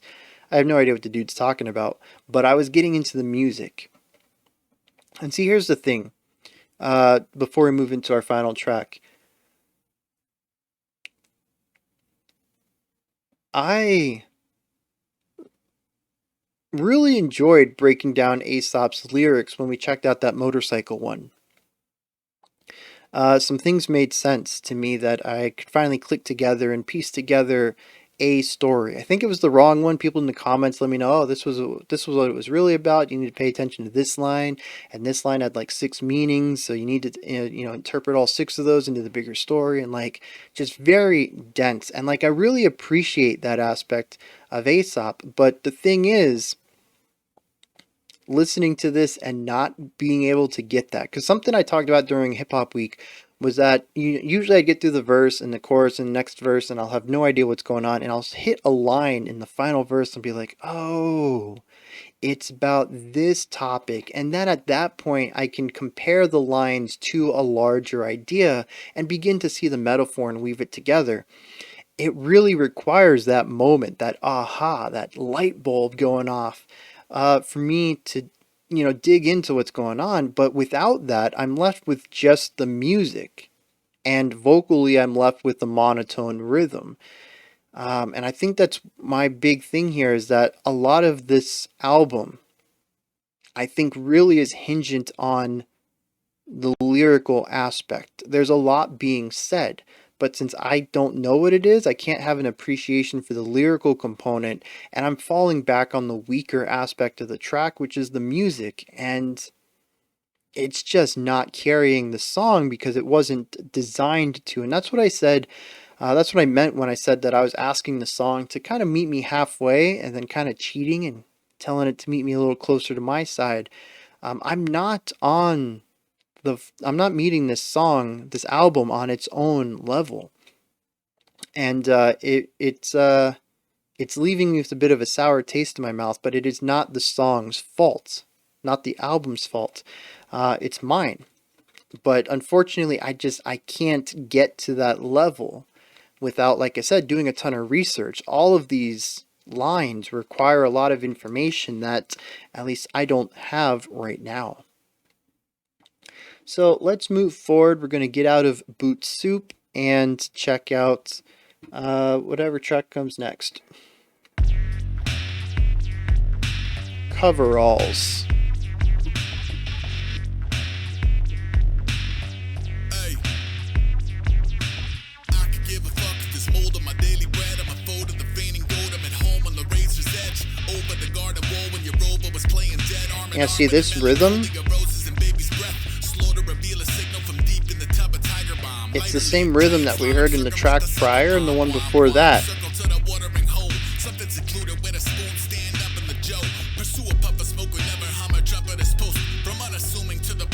He said trumpet and a trumpet appeared though, so I gotta give some points there.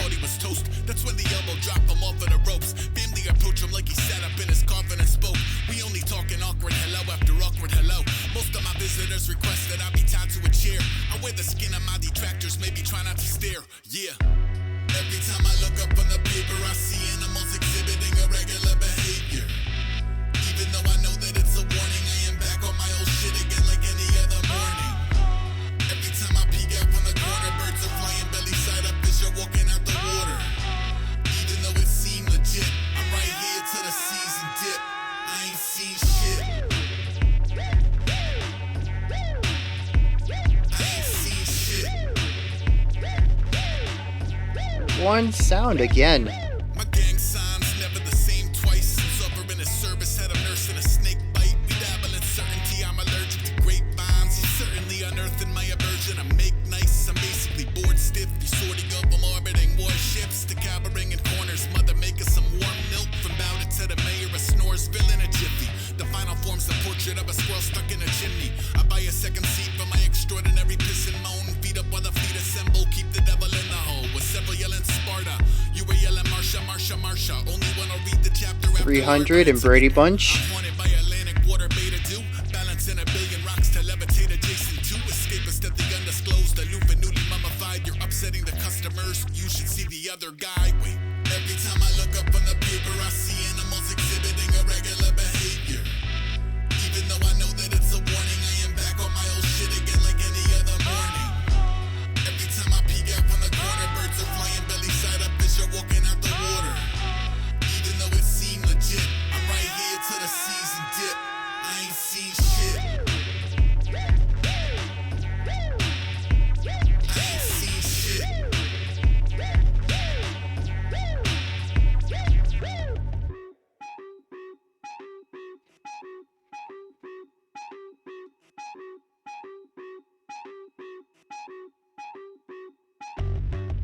How many Burmen get to scurry up the piggyback and burrow in before it lose the personhood to sticky trap? Clown car clingers, I shiver off with the water dogs. Invoking tippy toes on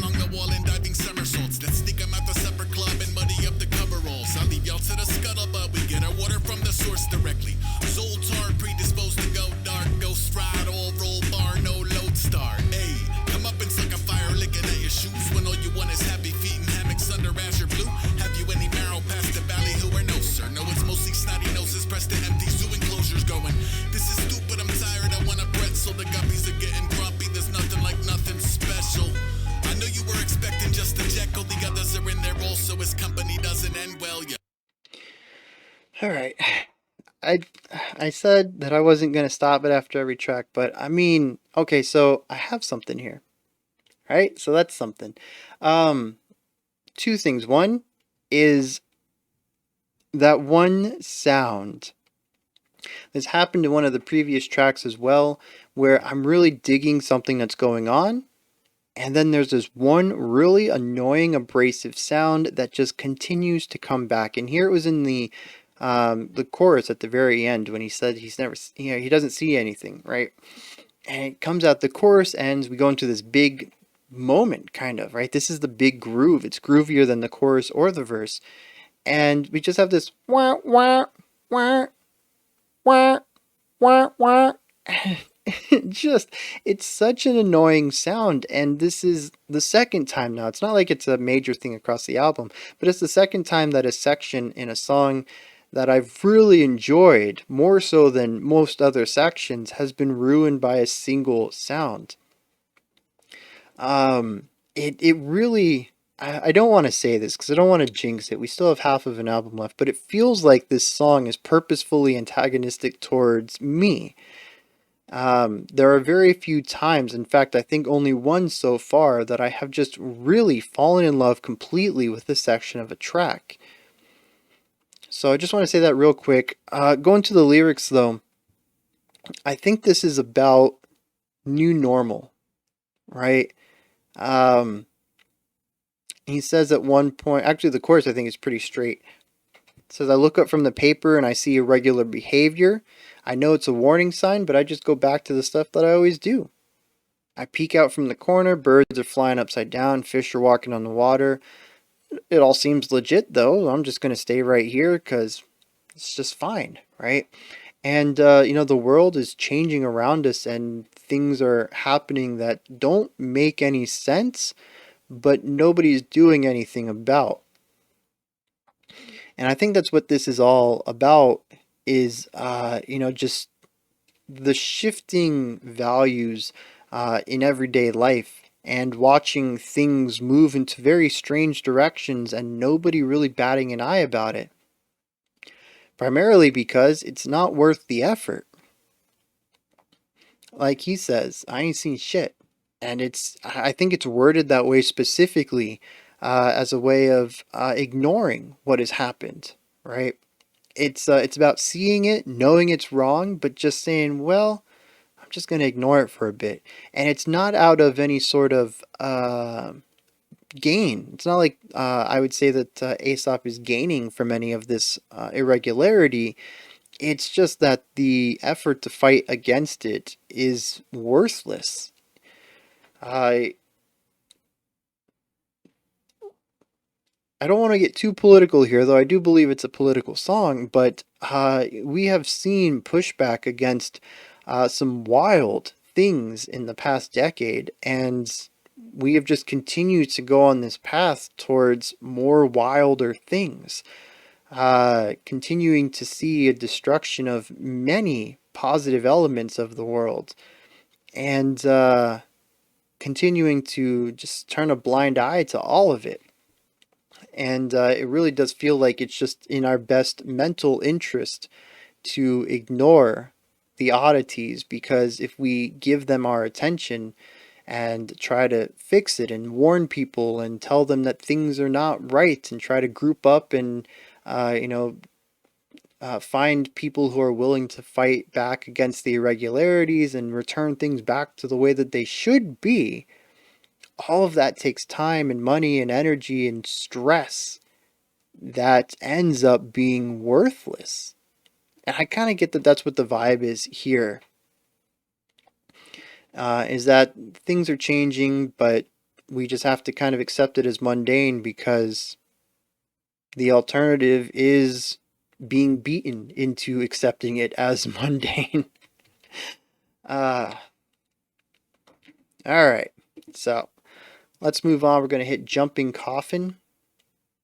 See what's going on. Oh.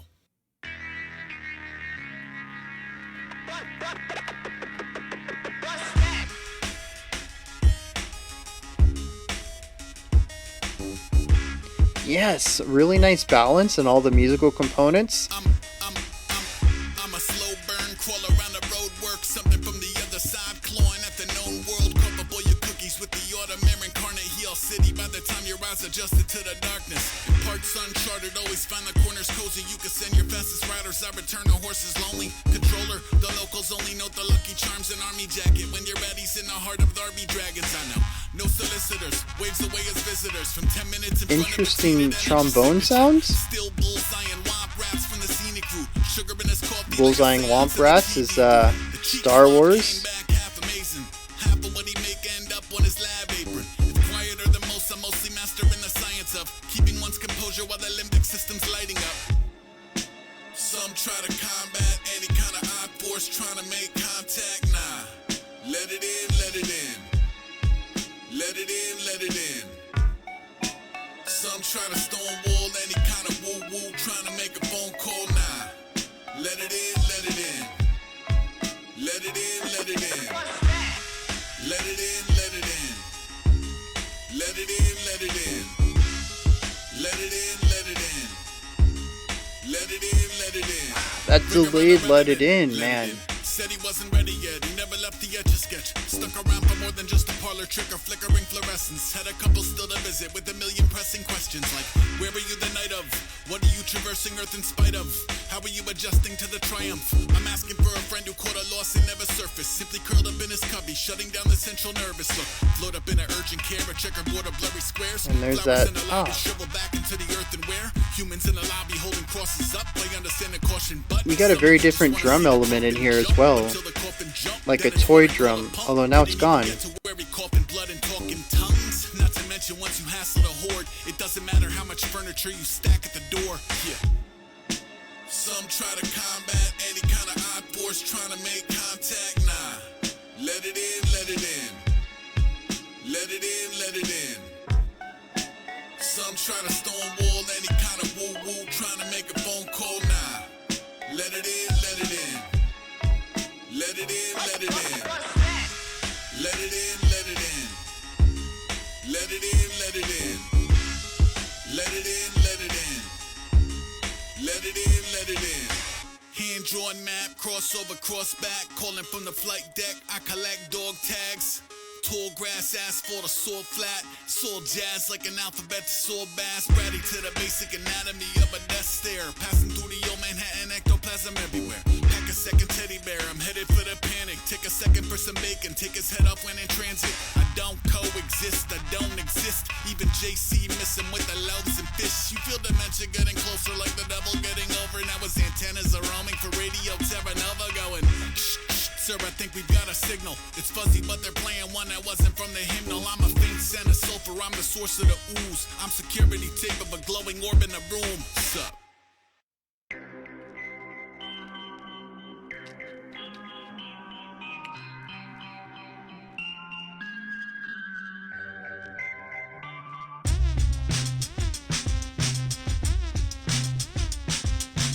Like a little bee buzzing around my head.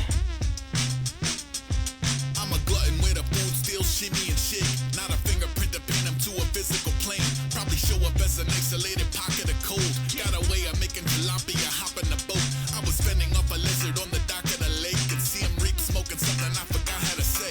Maybe 20 paranoia, 80 plotted against. Palm reader calling in his archaeologist friend. It's been a long and bitter breakup with the science of sleep. I'm through the lobby on my stomach with a knife in my teeth. Brave winter rain, slicker rubber mutant is code. Finally free of all you fuckers, I should pull through a phone. I can transform later when the gradient fades. There's a paranormal energy awaken engaged. There's a Kawasaki out behind a barn and gore. Money said if you could start it, it's yours. Forecast warm, left up a chicken for the dogs. I've been jumping over fences in 100 different forms.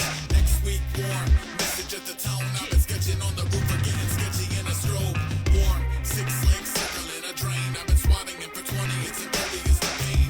Next week warm, battling the cough. I've been running ragged trying to shake an apparition off. In the pitch dark searching for the source of the hex. Got a loyal tentacle. I really like that tone. Put it figure from the wreckage of an alien ship.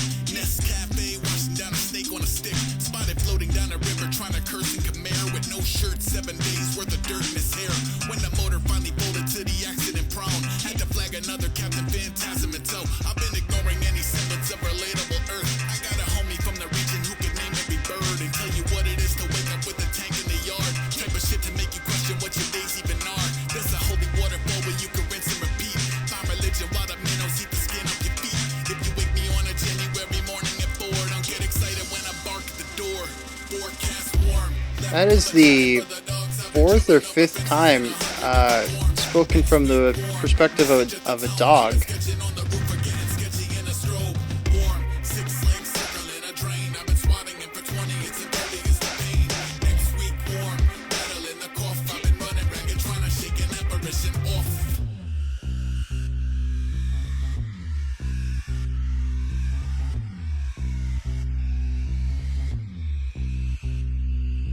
Y'all keep not being shit. There's that B again. All I do is chomp at the big cow, tromping his foot, still hop to the bridge, all rah-rah, pox on your kin. Pass through the prism, maintain position, knock over everything. Yes, actually, I really dig this punchy snare.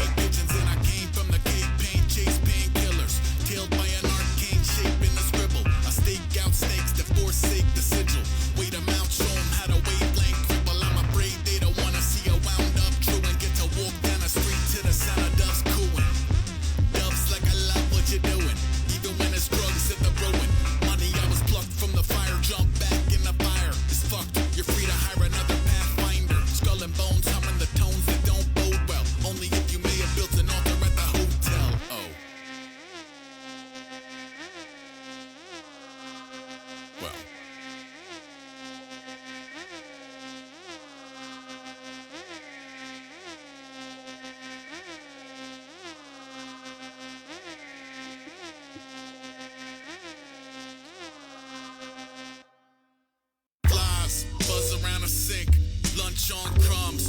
Fuck y'all think everything was fine. Not a single peep.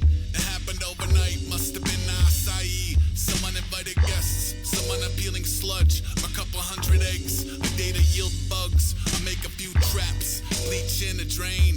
You should see the trash. It feels like a plague. Clean the whole crib. Bottles at the curb. Even empty out the fridge. That's gotta be a first. Still can't win. 2 on the towels. 3 by the spout, me in denial. I'm clapping at the air, I'm cornered by the plates. I'm brought onto my knees, I'm forfeiting the space. I'm clawing at the wall, swarm ordering me 8. It's death from above, nobody saying grace. Alright, I want to talk about these last couple of ones and some more ideas that are starting to sink in here. First of all, though, I know flies and bees are not the same thing, but why do we have the bee buzzing sound on Holy Waterfall and not flies? Flies was also just a really interesting song.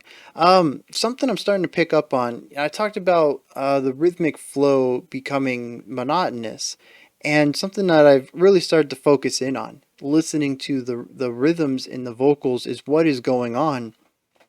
Here's the thing. So many of the lyrical flows, of the rhythmic aspects, are based entirely on eighth notes. There is very little dynamic quality here. Occasionally we'll hit a triplet idea.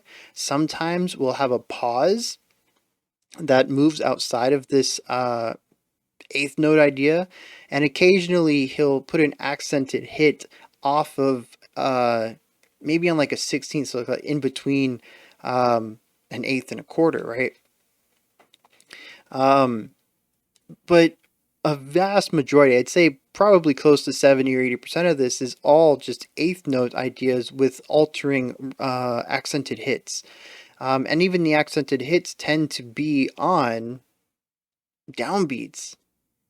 And it's just, once I start to see the pattern, it's really difficult not to feel it everywhere. And it's just really compounding on this the sameness that I'm getting all throughout this track. Speaking of sameness, I want to bring this into my next idea. I really want to praise the variety of tones in this song. You know, as I said, kind of compartmentalizing all of the information into my brain so that I can pull it back out later. I'm kind of just packaging a lot of this into the ornamental area because functionally it's all very similar. But I do want to point out, because I don't think I did, and it's definitely doing a disservice to whoever oh, it looks like Aesop produced this. It definitely does a disservice to Aesop that there's so much vocal, or not vocal, tonal variety in this track. While our bass typically sounds the same, we have that really nice warm bass tone. I love it. Our drums can change up. Recently, I don't remember if it was this track or the one prior. I think it was the one prior to it. Holy Waterfall, with that really dry, punchy snare hit. We had these toy drum sounds that came in at one point. So there's a variety of the drums as well. And then, of course, all of our environmental, ornamental stuff. There are all sorts of different sounds, and they give each song a sort of unique characteristic to them. Even if I'm going to openly admit a little bit of that variety is lost on me as far as characteristic, I do acknowledge that each of these songs have a different sonic component to them. And knowing that, I do feel that it is a lacking on my part. Just, I need more experience with this style of music, and probably all electronic music in general, which is not new. I've said that before, to really grasp and understand this. But each of these songs, while at least to me feel the same, I can totally acknowledge that there's a lot of tonal variety going on in here.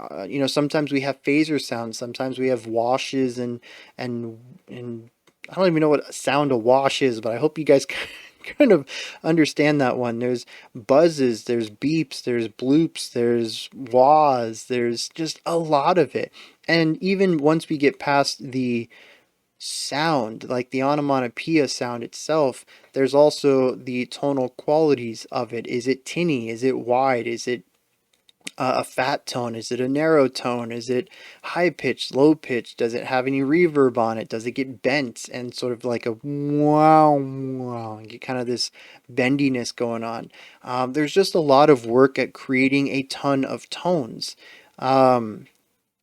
It's honestly quite fascinating just to hear so many. And actually, I do want to wrap this into this next idea. It is fascinating to hear such a variety of sounds feel unified, right? And that's sort of a double-edged sword, because at least to my ears, less experience with this, it makes every song kind of feel similar. Right? I think I want to move away from the phrase that I say they all sound the same. They all sound similar. They're all, like I said, structured similarly, and these ornamental ideas tend to fill very similar roles, and they tend to be in the same range. But there's actually a lot of characteristics between them that really it really is a masterful craft here, that he can take so many sounds. I mean, we're halfway through this album, and I can say that I've probably heard close to 150 different sounds so far already, and say that it all feels cohesive. That is in and of itself wild. I mean, each song goes through a series of ideas that all feel connected, but in order for the entire album to feel like a unified whole, and to have so many different voices being presented, is not an easy feat at all. And I do want to point that out, because I have said the opposite of it, that it does feel a bit unified at times, and to my ears a bit repetitious. But the flip side of that is that there are a lot of voices here, and they do feel unified. He does bring it all together, and I do want to bring praise to that aspect. I think that was it. Once again, I mean, I've just got nothing on these lyrics. I've pointed out a couple of the pop culture references, because it is one of the few things that I've picked up on, just how often pop culture ideas come in to this. But as far as, I mean, even messages, I'm not even concerned about tying everything together at this point. I just want to be able to listen to a verse and say, oh, he's talking about this. that's, you know, all these metaphors tie back to this one idea, and I can't even do that for one verse. So this is a very humbling experience here.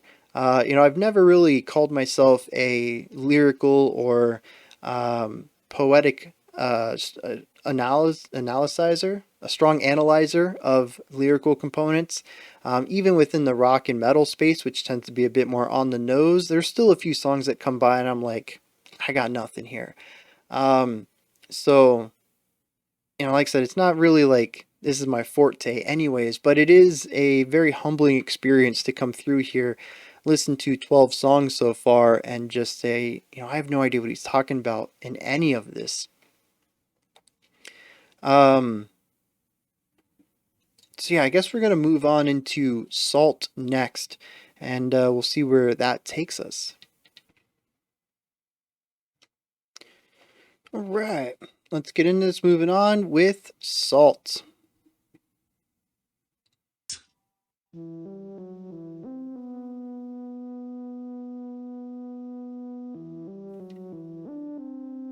right, we got this muted organ. Synth. Severe cold, stare at the code. Keep a small circle like a deer in a scope. Let me clear my throat. Pocket full of rocket fuel and pyramid stones. Invoke a spirit from the parallel, appearing as some welcome news to drag it to the shadow realm and back to show and tell it's cool. Promising a future more bedraggled and bedazzled. When it isn't you, it's me. Begin the dagger to the scabbard. Free snake tats, place on train tracks. Form like a door to hell, the doorbell plays taps. Born inside a ring of baffled demonologists. A casualty of other. Yeah, really interesting.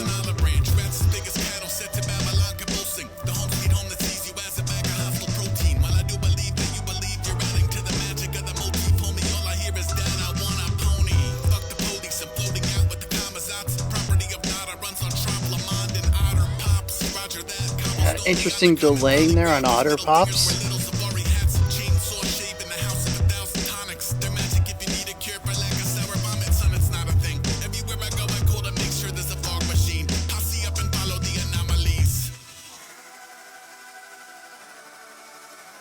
That's a unique wind. Spun a whip out in the snow.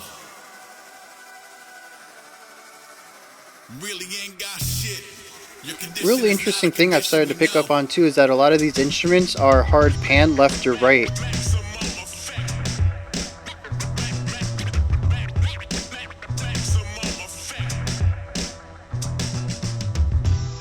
The rats are back and built their own ship. They're backstroking faster than the old ship. A rat's a rat, it scatters. That's like its magic power. They're bowing out it when your house is being smashed to powder. Pinging the rubber, located, burning as bacon. Ravens deliver them trick or treat. An eternal damnation. I make disturbing the stasis a game to beat when the mania boils. Even the days when the pavement's keeping his platelets employed. Oh, that little pling in the piano. I go through lines too quickly to name them. Okay, I'll name one. It's the rod, fuck the nonsense. A basic wave and not, I'll turn bravado into fondant. Slalom from beyond the wildly oscillating compass. Whether you connect the dots or not is truly not my problem. Familiar with the color of permanent cloud cover, though I've heard there might be others. I'll buy it when it bumpers. Until then, I'm drying like this pile of wise and I carumbas in a bubble. Watching dumpster fires multiplying numbers. I know that fear and love and death and pride and romance hold you. Yeah, we're actually hearing a more rhythmically interesting drum section here. I really enjoy bringing a little bit of that element in here.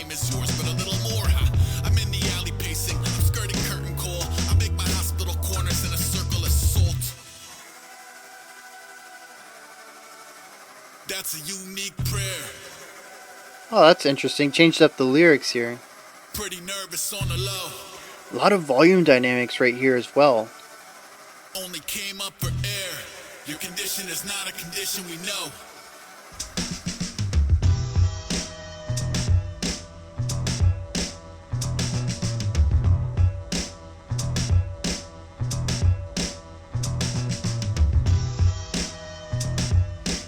I really wish there was some movement here that just...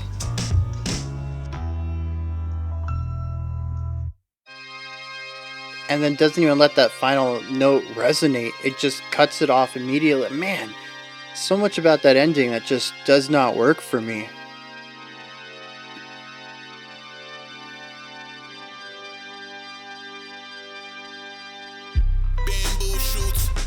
move shoes. Pugilism brewing up a who's twos. Moving through the super moment. Goonies off a distant block. And fugitives from Deuce to in pleasant moods until they're not. Present mood of startling departure from the temple rules. Part of it's the temperature. Part of it's the tentacles. AQI alarming. Surgical masks marching. The durian got him gagging. The traffic is anarchy. I'm Cyan, spy cam. Triumph and fire. A marigolds and Muay Thai into the eye of the tiger. I almost died on a scooter. I almost died on a boat. Really cool sound over here.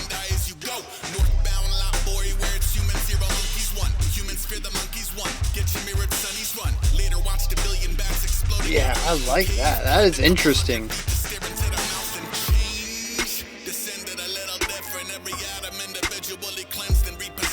That's one unconventional exorcism for the kiddo. Hearts on his pillow, bars on the window. Bar band send it from John Denver to GNR. Midnight playing sardines to the sleeper car. 13 Really interesting chordal idea with all the detuning.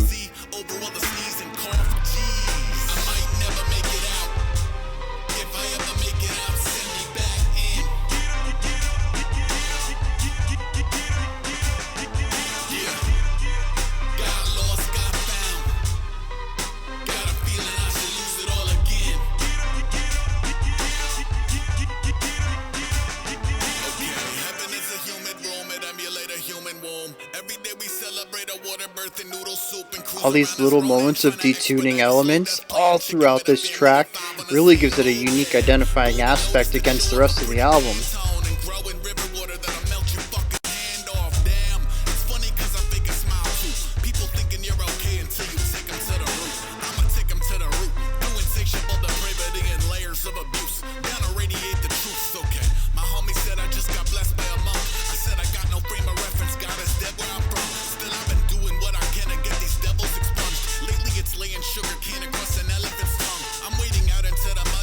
A lot of aspects of this song really pushing against the palatability of it, rhythmically and note-wise.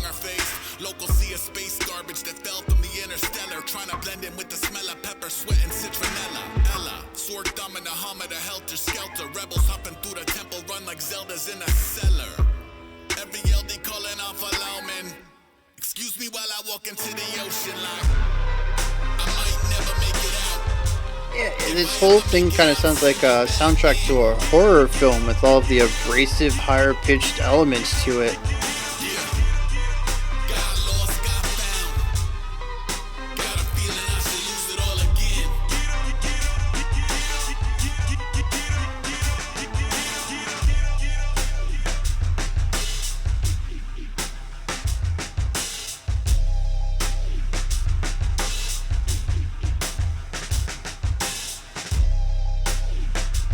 I see there's even one track on here called Side Quests. Yeah, there's actually a lot of video game reference. We just had Zelda pick up in here.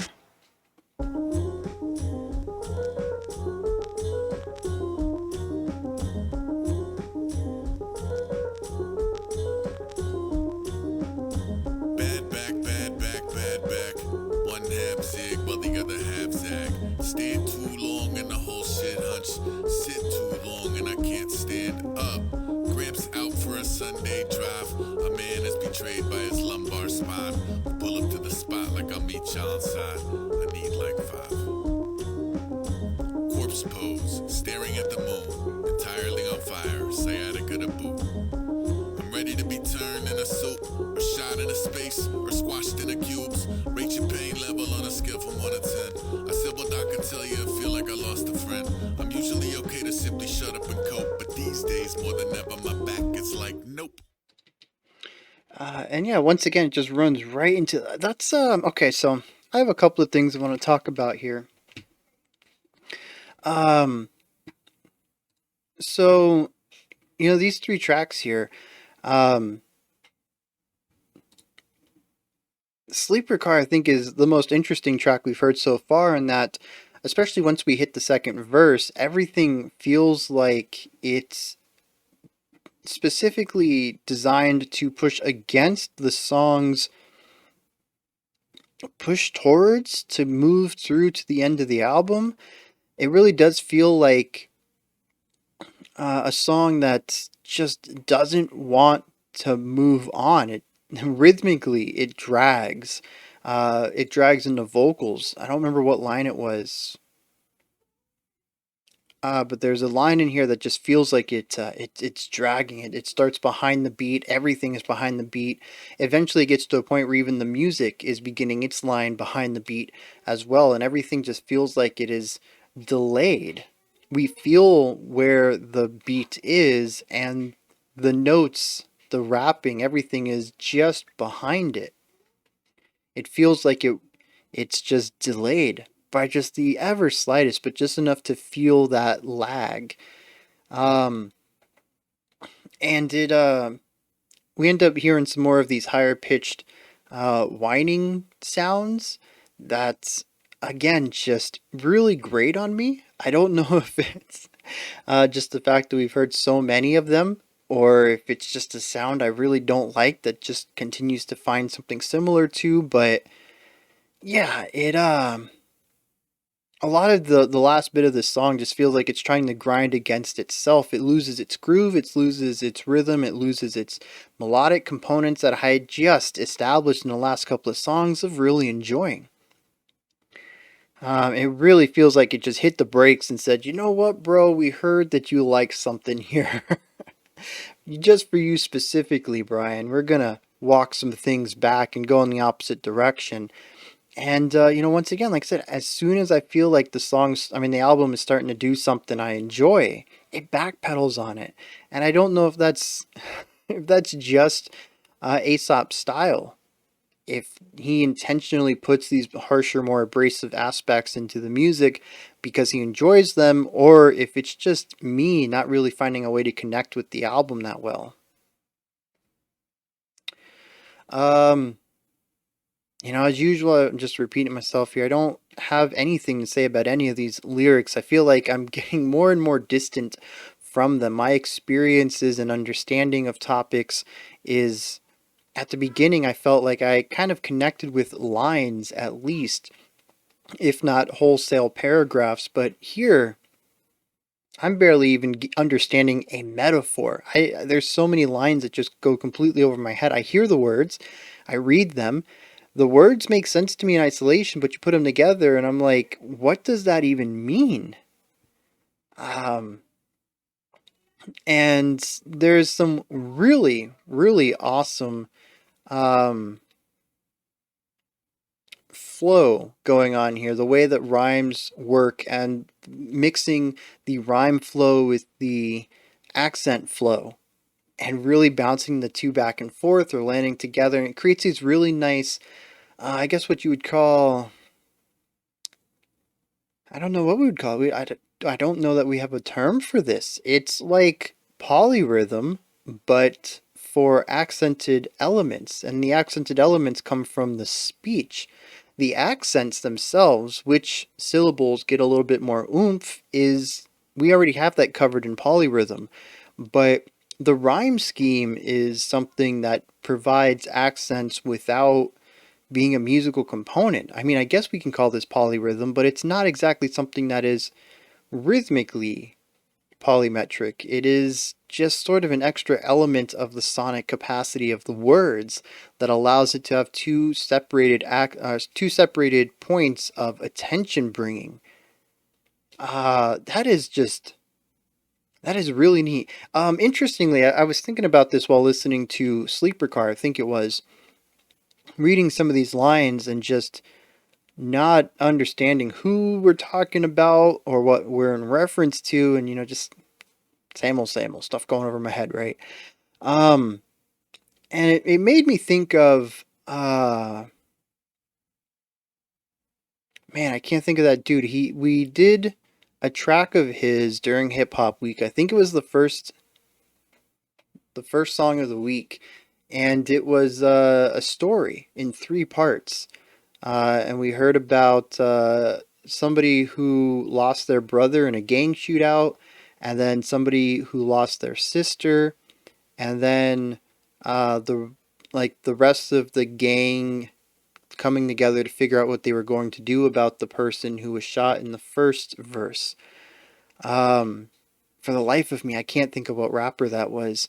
Anyways, I was thinking about how different this is than that. There was still a lot of information being pushed into the words there, but it was more colloquial, more storytelling style, more just spoken word.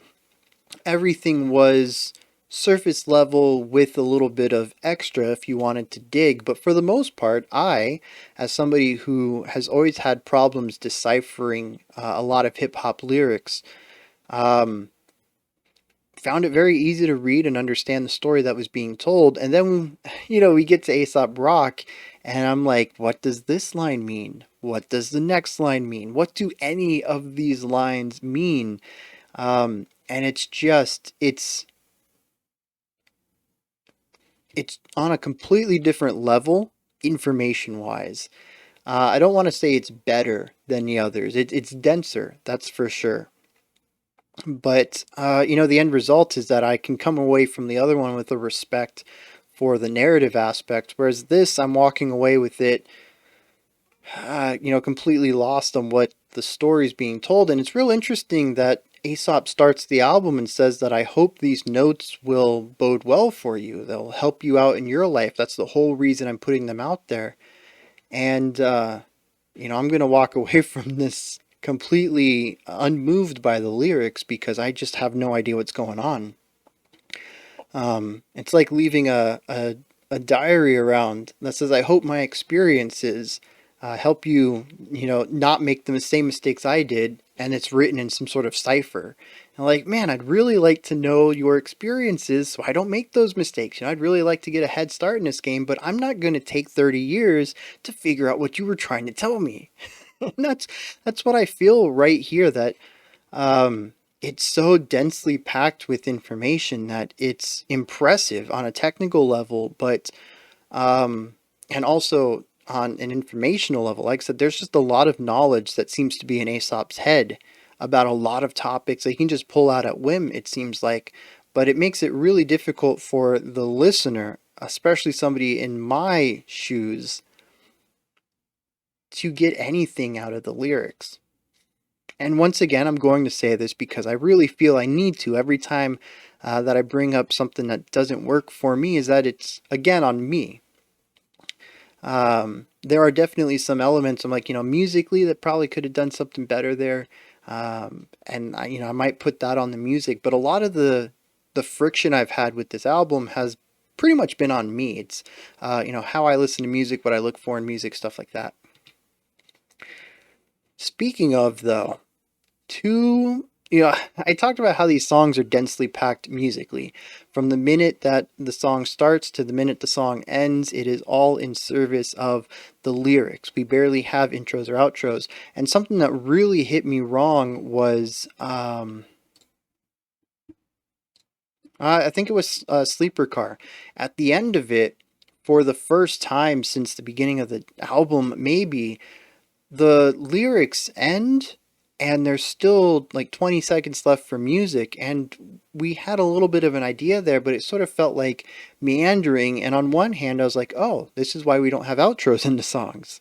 It doesn't feel like Aesop wants to include any strong melodic component in the music, and without the vocals it leaves dead space kind of, and that's what it felt like. And I'm sure maybe if I understood what the song was about, it would make sense to have that dead space there, but we do have a little bit of a run in the bass in the last two bars. I think it was like do do do do do do do do do do do do, and it really felt like it should have held out this final note and allowed it to resolve. And no, the song just cuts off in the middle of the fade out. It doesn't even allow, I don't think it even allows the note to fully resonate. Not even talking about the tail off where it begins to, get out of the audible range of volume. I'm talking about like the note just simply existing, and the song just cuts it off. And it was such a, to me, a disparaging part of the, that's not the right word, it's a aggravating part of the song. Because for once it's like, oh, something I can get into. And like I said, anytime I start to enjoy something, Aesop cuts it off or goes in the opposite direction. I'm like, You know, a little bass idea. Let's hear it. Give the bass some spotlight. Just chop it off. Don't even let it. Oh man, it is frustrating to listen to this. I do remember exactly why I stopped early on. There's just so little that I can connect with, and I felt this time might be a little better having the lyrics here, kind of approaching it on its own ground and saying, you know, I understand this is hip hop, rap. The lyrics are the king, so I should pay attention to them, but I got nothing there. So, all right, let's get into this next track, Attaboy, and see what's going on. Hi everybody, hope you're doing well. Today I want to talk to you about the different levels of the spirit world.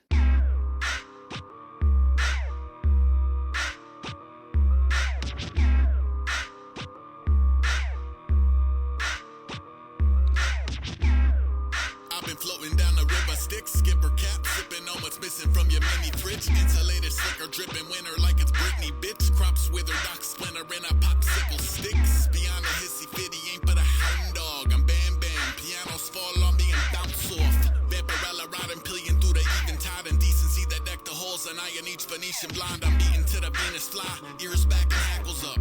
Ooh, fun little brass sound there. It helps if you're particularly paranoid enough to know there's no such thing as an extraction point. Attaboy, I'm a sucker for stolen bases, bathing in open ocean and shaving at mobile stations, away from the hocus pocus, the nauseating social codes. It's really interesting. I think I talked about this already. The spatialness. So many instruments are just left or right.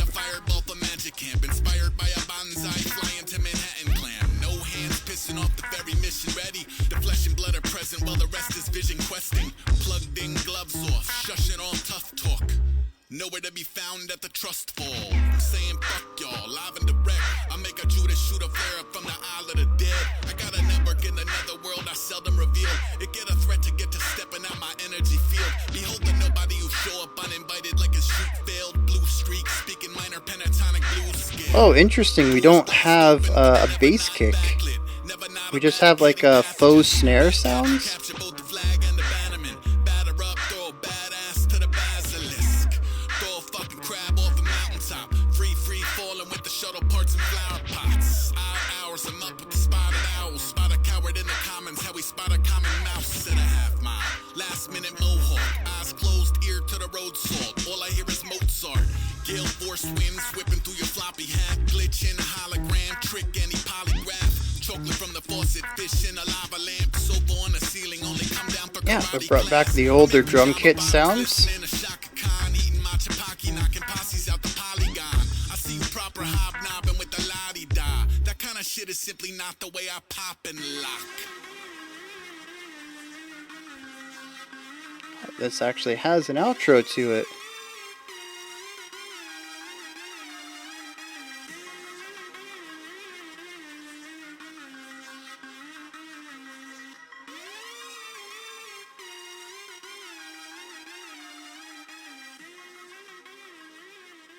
Huh.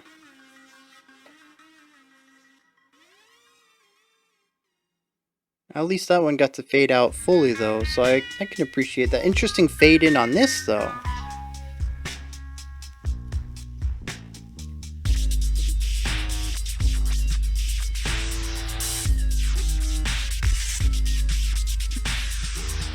I do appreciate a lot of the sci-fi sounds though, the phasers and the warps and the warbles that kind of help me associate the songs with otherworldly planes, which fit into the idea of the spirit worlds.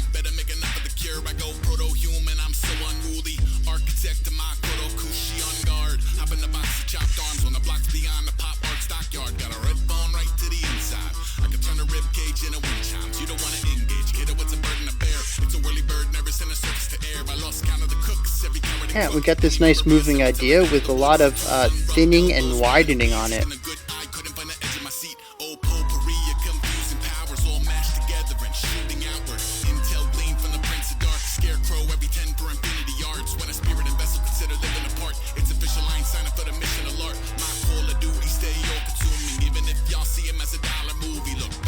show, I'm the worst there is. That pest control is no urban myth. That floating skull just won't shut up. It's on a That really wavy synth that sits under everything. Bad news from the black lung, used to flatline. That shit is so last month, yo. I don't need money to burn, I need sunsets purple and mother of pearl, come on. I told ya.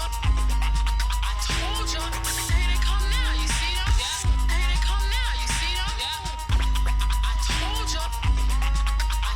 This isn't the first time we've had this sort of mixed media idea either, and it's intriguing. I'ma need you to ease back. No peace out, lead to the evac. Don't be where you be at. I've been looking for a reason to react. I'ma need you to reset. No plea, no please, no defense. Don't creep in the deep end. I've been looking for a reason to see red. Territorial organisms, each glorifying our poor decisions. I'm a force you can forecast, swarming insects who eat all the corn like war's business. I'm pageant wave for my shallow grave. Patch me in from that astral plane. Ain't ring the bell. I pass through the walls of cool burgundy in both tooth and claw. Midnight manage an incredible feat. A GPS collar on the neck of the beast to go. Beep beep, any neck of the reef. Put a reaper on a second week of medical leave. I'm a seer, I can tell you how the curtain descend. And maybe hint at how it isn't with a circle of friends. I go by with the black sheep. Rah, catch me a patsy. Spaz, unravel and blaspheme. Riddler to keep the gate. It's a groundhog D-Day, Jesus H. I was born on a horse at a steeplechase. My forte's frontline real estate. See, and here's the thing is that I really like this section. It needs a little bit more texture, but it works. But it's going to come back again, I think. I'm just not going to be there for it.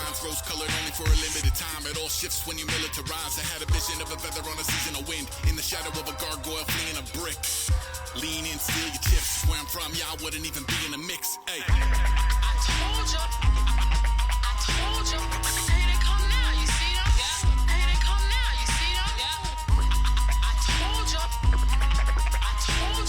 Ain't it come now, you see them? Yeah. Ain't it come now, you see them? Yeah. I'ma need you to ease back. No peace out, feet to the evac.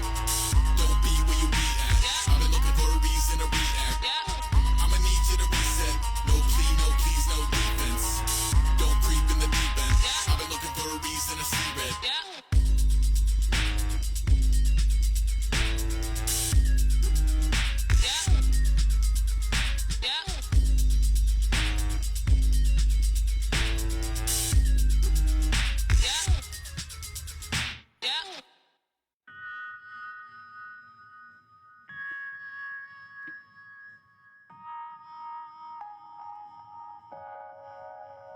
Yeah, there's so much. Cards and bent bars, hold up. Body parts that I guess I'll talk about it later. Hold up. The government make a circle in the yard, hold up. It starts with a gambit I from really beyond love that all the I'm bass on. tones Let's that keep present it throughout this plain, album. hold up. Old heresy headed for disembodiment is rendered by an excerpt from the Lesser Key of Solomon. Evil see him as a vehicle to commandeer. Two fixed pupils, all he say is Ian's not here. Pitch it down an octave, I'ma take this opportunity to piss and vomit lava while the neck is lazy Susaning. True abomination at the beckon of the nether. From the scales to the fin to the fur to the feather. I'm all of an Amelia stitched together by a severed hand. This is a really great idea. I want to see it expanded. Breaking a ceremonial bone mask. Viper on his finger speaking Latin, don't ask. Crossroads bogey, I brokered the deal first. The bag up is so quick, I drag it between worlds. Hold up.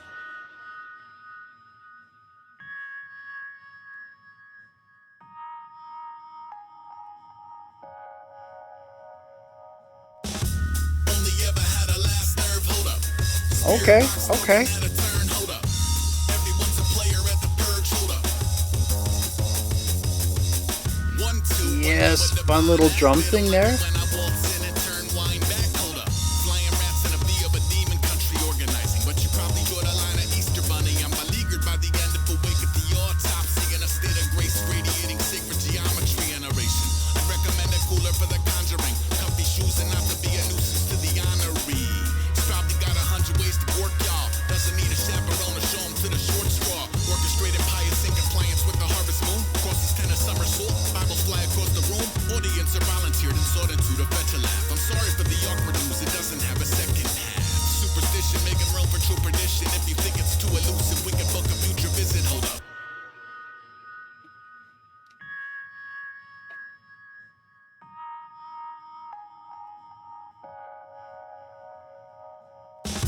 Fog at the foot of the expanse, hold up. Phantasmagoria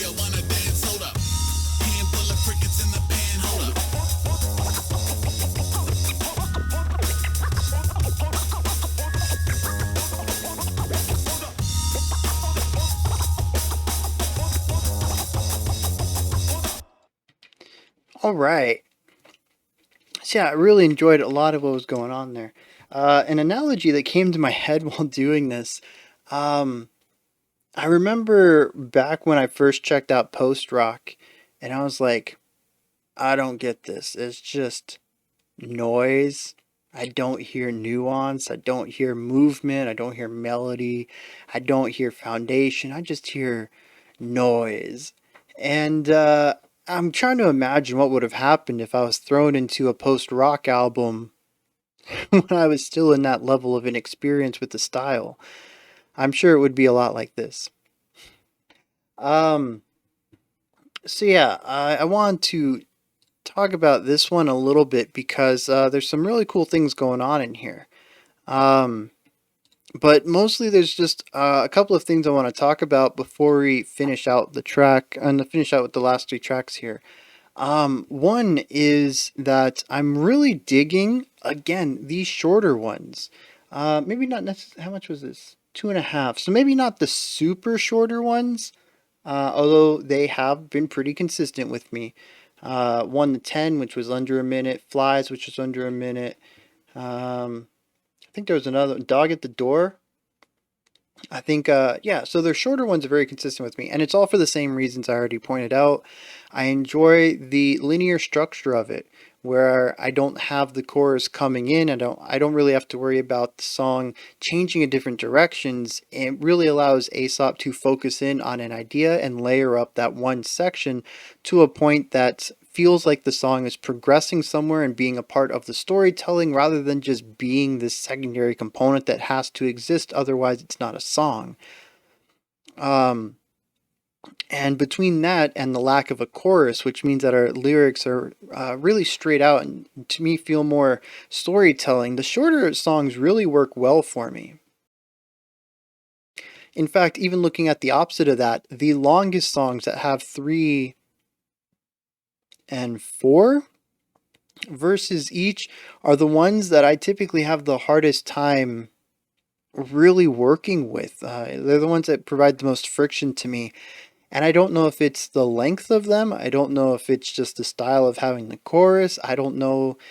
Well, actually, the length might be a great deal of it because a lot of these choruses tend to have the same music behind them. We sometimes have a break in our verse 2, but usually verse 3 brings it back. And occasionally, like we saw in oh,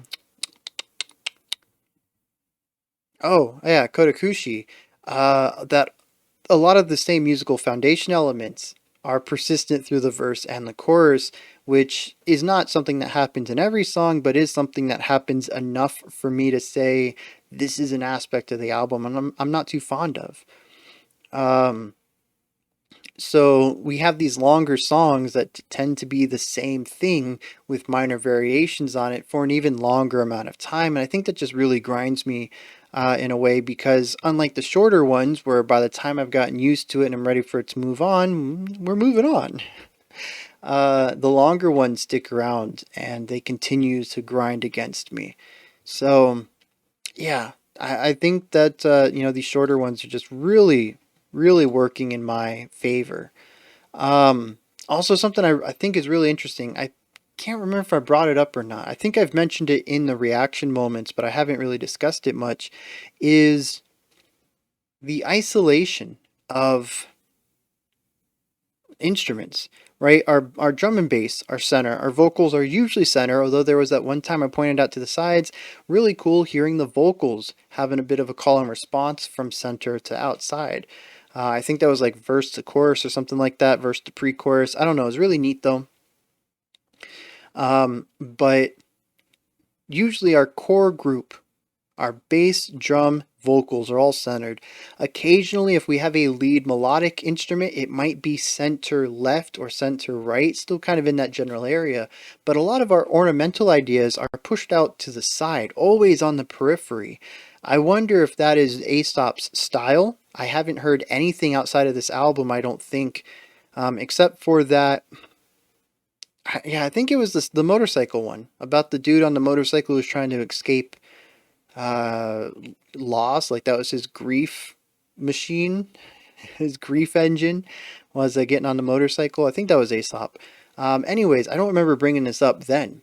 So maybe it is just indicative to this, and it's about existing in a world that's unfamiliar to you, and you kind of have to keep your head forward, always examining what's in front of you as to not, step on something, or, move into something you're not supposed to, or, always be aware of the dangers in front of you, but that there's stuff on the periphery that's outside of your vision that you still have to be aware of as well, that's still odd or unusual.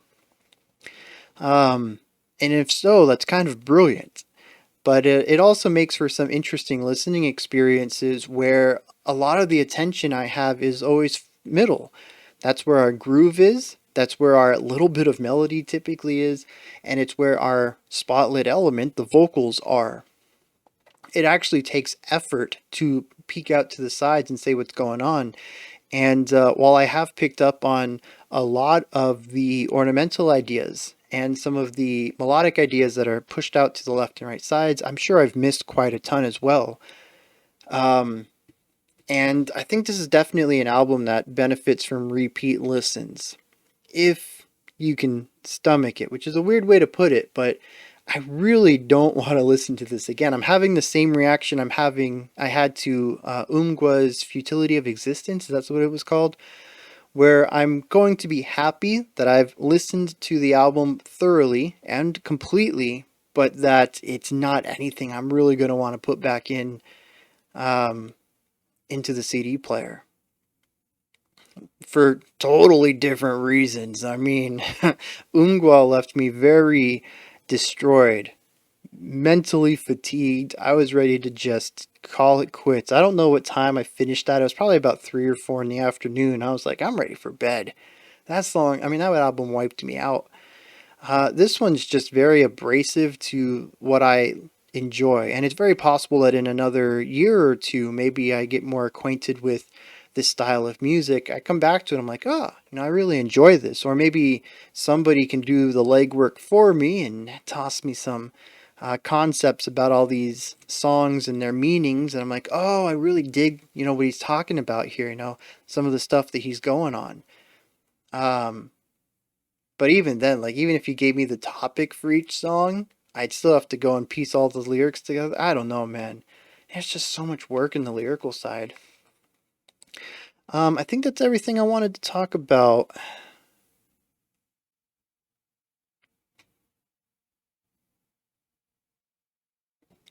Yeah, I don't know. I am getting just a hair bit fatigued on this one, though. So we're going to listen to these last 3 and wrap this video up. Next track is called Side Quest. I like skating to the store at night in autumn weather with a couple layers on it. Maybe Wu playing over soft wheels on a mellow inclined plane. See, that's one of those rare moments of rhythmic diversity.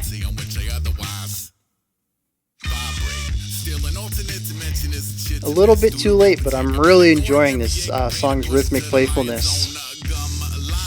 Navigate a bit of fire and brim, never mind whatever transpire within. I'm out the other side of golden beam of lost sunlight. You take a brittle bone out for a little spin. I'm mostly in a outer space. You're underneath the haunted freeway overpass around a storm-worn flat square. Kicking wooden toys around and vandalizing random city property. A proper way to pencil in a Saturday without cab fare. Bulldozer dozing over every brick or blacktop. Spin the backdrop. Metropolis are in the pretty backwoods. Bring wax, thanks, bye. Black ops or flat spots. Rat-a-tatting and forgotten backlots. Steady feel a pull the power slide around. Brake lights. See 'em off into the fall. Yeah, man. See, really digging into a vibe and fully exploring it with all the textures it deserves.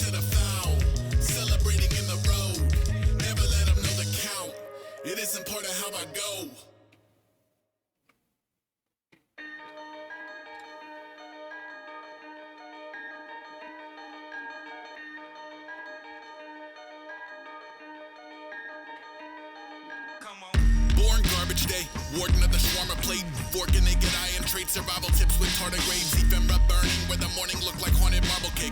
Parkas and pajama pants, I'm part of what don't march in place. I'm partial to the closest roving pack of gnashing gums, smoking out the local protein, brokering the rabbit punch. I'm broken fuck Ooh.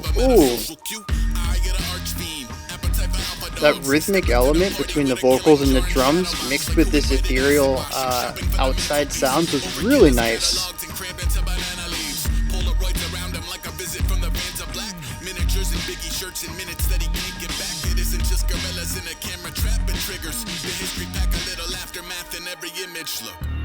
I should paint an eye on the front door.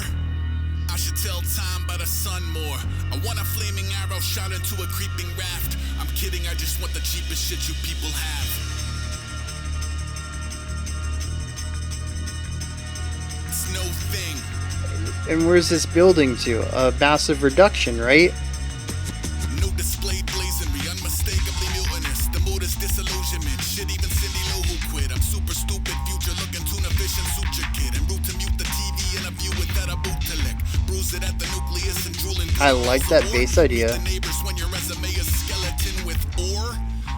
That's really cool. Really weird sound out there. I'm digging that. He's a hat and coat, floating with no discernible visage. The villains turn to their homies who mostly turn into crickets. I'm part of a larger ghosting. I go to work with the wizards who already voted. Homecoming theme is a burning village. The damn shame campaign pivot when you in the field.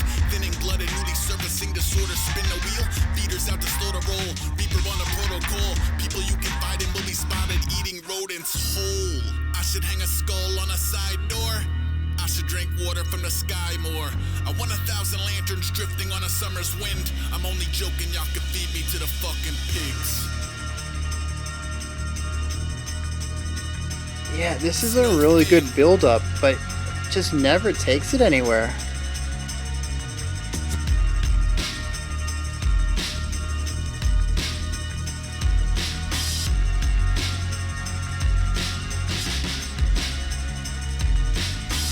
Marshmallows over magma from the mantle has been cancelled. How snappy can you adequately scaffold? Happy canvassing the neighborhoods, I'll never take advantage of his patron. As a patient, they are pleased to be a phantom of. Nan under the bandages, examine till he vanishes. I don't feel a social pull to show the wolves where grandma lives. I find deliverance from evil either in a sedentary binge or spring and turning with the cemetery winds. No stacked sash or accolades from authority. The backstory gets all back into a cornery. Abuses in the feeding tube that circle back to eat at you. Bacteria that tip the hat, adversity that gleam the cube. It's tit for tat with slippery aristocrats who pity cops and brilliant rats who find the grit to slip out of the Skinner box. The moat's supposed to keep the rivals out. The coals are coming from inside the house. Yeah, really great. I should feed squirrels from my hand more. I want to meet the maker in a proper suit and shoes. I'm lying, let him find the body with the loot removed. I really wish this idea had gone somewhere. I think it's fantastic. It really builds a specific mood and just never delivers on anything, though.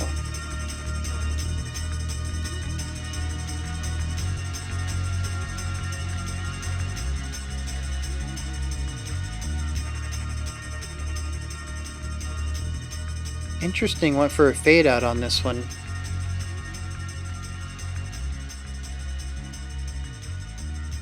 Yeah, that line about brilliant rats slipping out of the Skinner box. The moat's supposed to keep the rivals out. The calls are coming from inside the house. That's so good. Such a good line.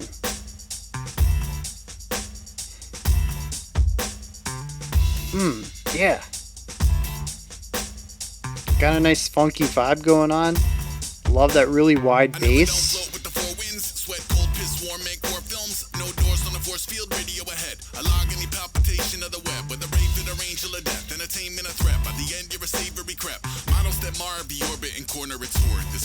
Nice triplet feel.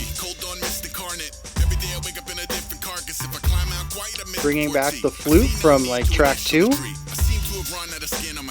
I look like I feel like a fish in a beak. I look like a dick in my picture ID, but also the pick is in me. Sideways rain to chew the zoo up. Okay, losing a shoe in the mud. Okay, losing a shoe in the mud. Okay, losing a shoe in the mud. Sideways rain to chew the roof through. Home by 12 o'clock and 2 shoes. Home by 12 o'clock and 2 shoes. Home by 12 o'clock and 2 shoes. Break out with that bullshit money. Break out with that bullshit money. Yeah. Break out with that bullshit money.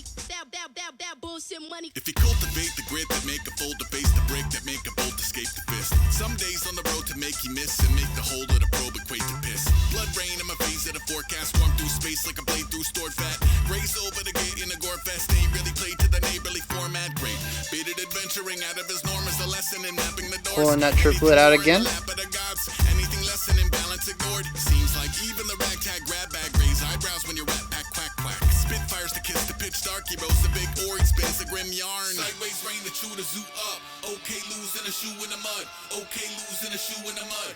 Okay, losing a shoe in the mud. Sideways rain the chew to roof. The music was different last time, wasn't it? Home by 12 o'clock and 2 shoes. Home by 12 o'clock and 2 shoes. Sideways rain the chew to zoo up. Okay, losing a shoe in the mud.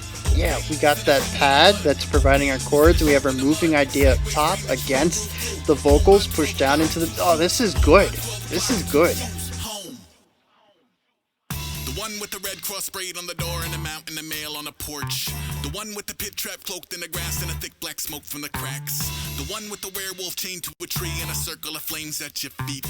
The one with the ominous regional lore, why which one's yours? Ignore that, don't care, toast the march of uncombed hair. It came from beyond the red coals and road flares. XO, bring his own note to the social, I'm so standoffish, nobody so sell, don't. Just don't. Pull to the flames, well push to the rope. I get the hooks in, I hold the helm down, I stand the hell up, I see myself out.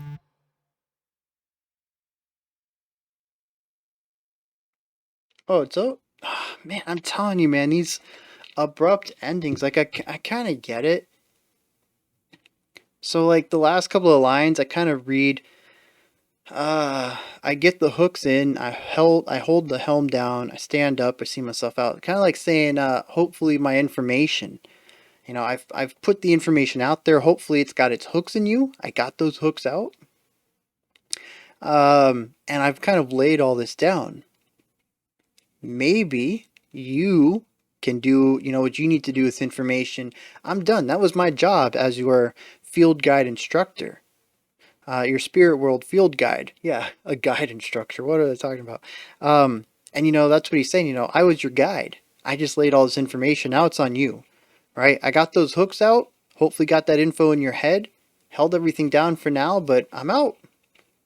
Right? And I can kind of see the element there of just stopping the album wholesale right there and just saying, you know, I'm out, done. But there's just something about the lack of resolution in that final bass note, right? We get the out, right? It's a very harsh, abrupt final syllable. Final sound is that T on out. It's a very abrupt sound. It ends that word. But the bass doesn't have that. We didn't use a palm mute on it. It had a full wide sound to it and just didn't allow it to go on with it. And I think that kind of brings everything full circle here, in that I like a lot of the ideas in here, especially in those last few songs. I was like, ooh, I like that, I like that, I like that. It's individual concepts I'm really pointing out. I'm like, oh, you know, I'm digging that. Through the rest of the album, I'm like, you know, I love this section. I love that section. Let's see where it goes. And it's not about the individual moments, though. There are a lot of individual moments I like. It's about the overall execution and the way everything gets pulled together. And Aesop's mind, or what he wants to create, or how he goes about making music, or how he views different specific tools in the composer's tool set, are just very different perspectives than mine. And if you've made it this far, you've probably heard me say it a dozen times. I'll say it again. Everybody's perspective is valid. That's the nice thing about art, is that it's subjective. I'm not going to sit here and say that I have the most correct, valid way of looking at music, and thus this is a bad album because I didn't enjoy it. No, that's dumb. I am not a musical authority in any right. I am just a dude who listens to music on the internet. But, you know, it's really interesting to find something that just works against your musical biases in such a way that even when something that you enjoy is introduced, it is executed in a way that just bounces right off of you. And if anybody else had been in the reins of that idea, it would have worked really well. And I don't know how much of that is Aesop and how much of that is the genre. How much of the hip hop's genre conventions are being bent and broken here? How much of the genre conventions influence Aesop's musical writing and production? I don't know. That's kind of the thing about hip hop and me, is that I have very little experience with the genre. There are songs that I have found that I really enjoy. Um, and you guys have introduced me to a handful of things, but I've never listened to a full album before.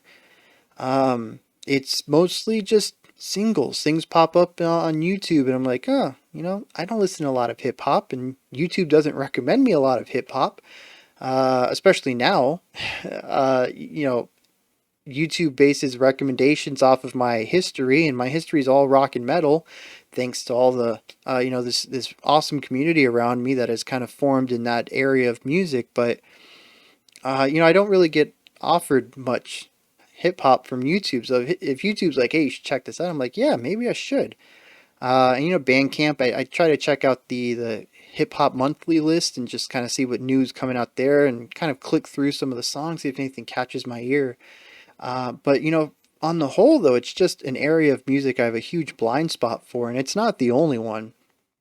Even within classical, like I have a blind spot for 20th century classical. Everything I know is the old farts.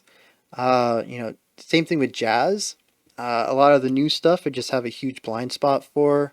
Older rock, 70s prog, anything from like 60s rock and roll. Like I have a huge blind spot in there. So like, we're all only human. We can only ingest so much art in our lifetime. And there's always going to be spots where we're a bit weaker in knowledge of that area, just because we don't have a lot of time listening to it. And some of that is on us. We can choose to dive into it more. But like I said, there's just also just a lot, especially now, right? Maybe not 30 years ago, but we also didn't have the internet to consume so much.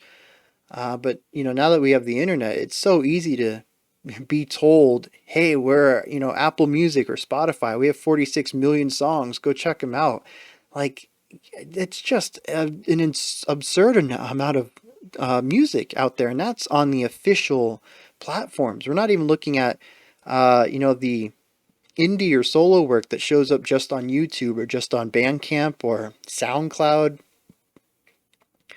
There's always, people are always going to have blind spots in their art intake.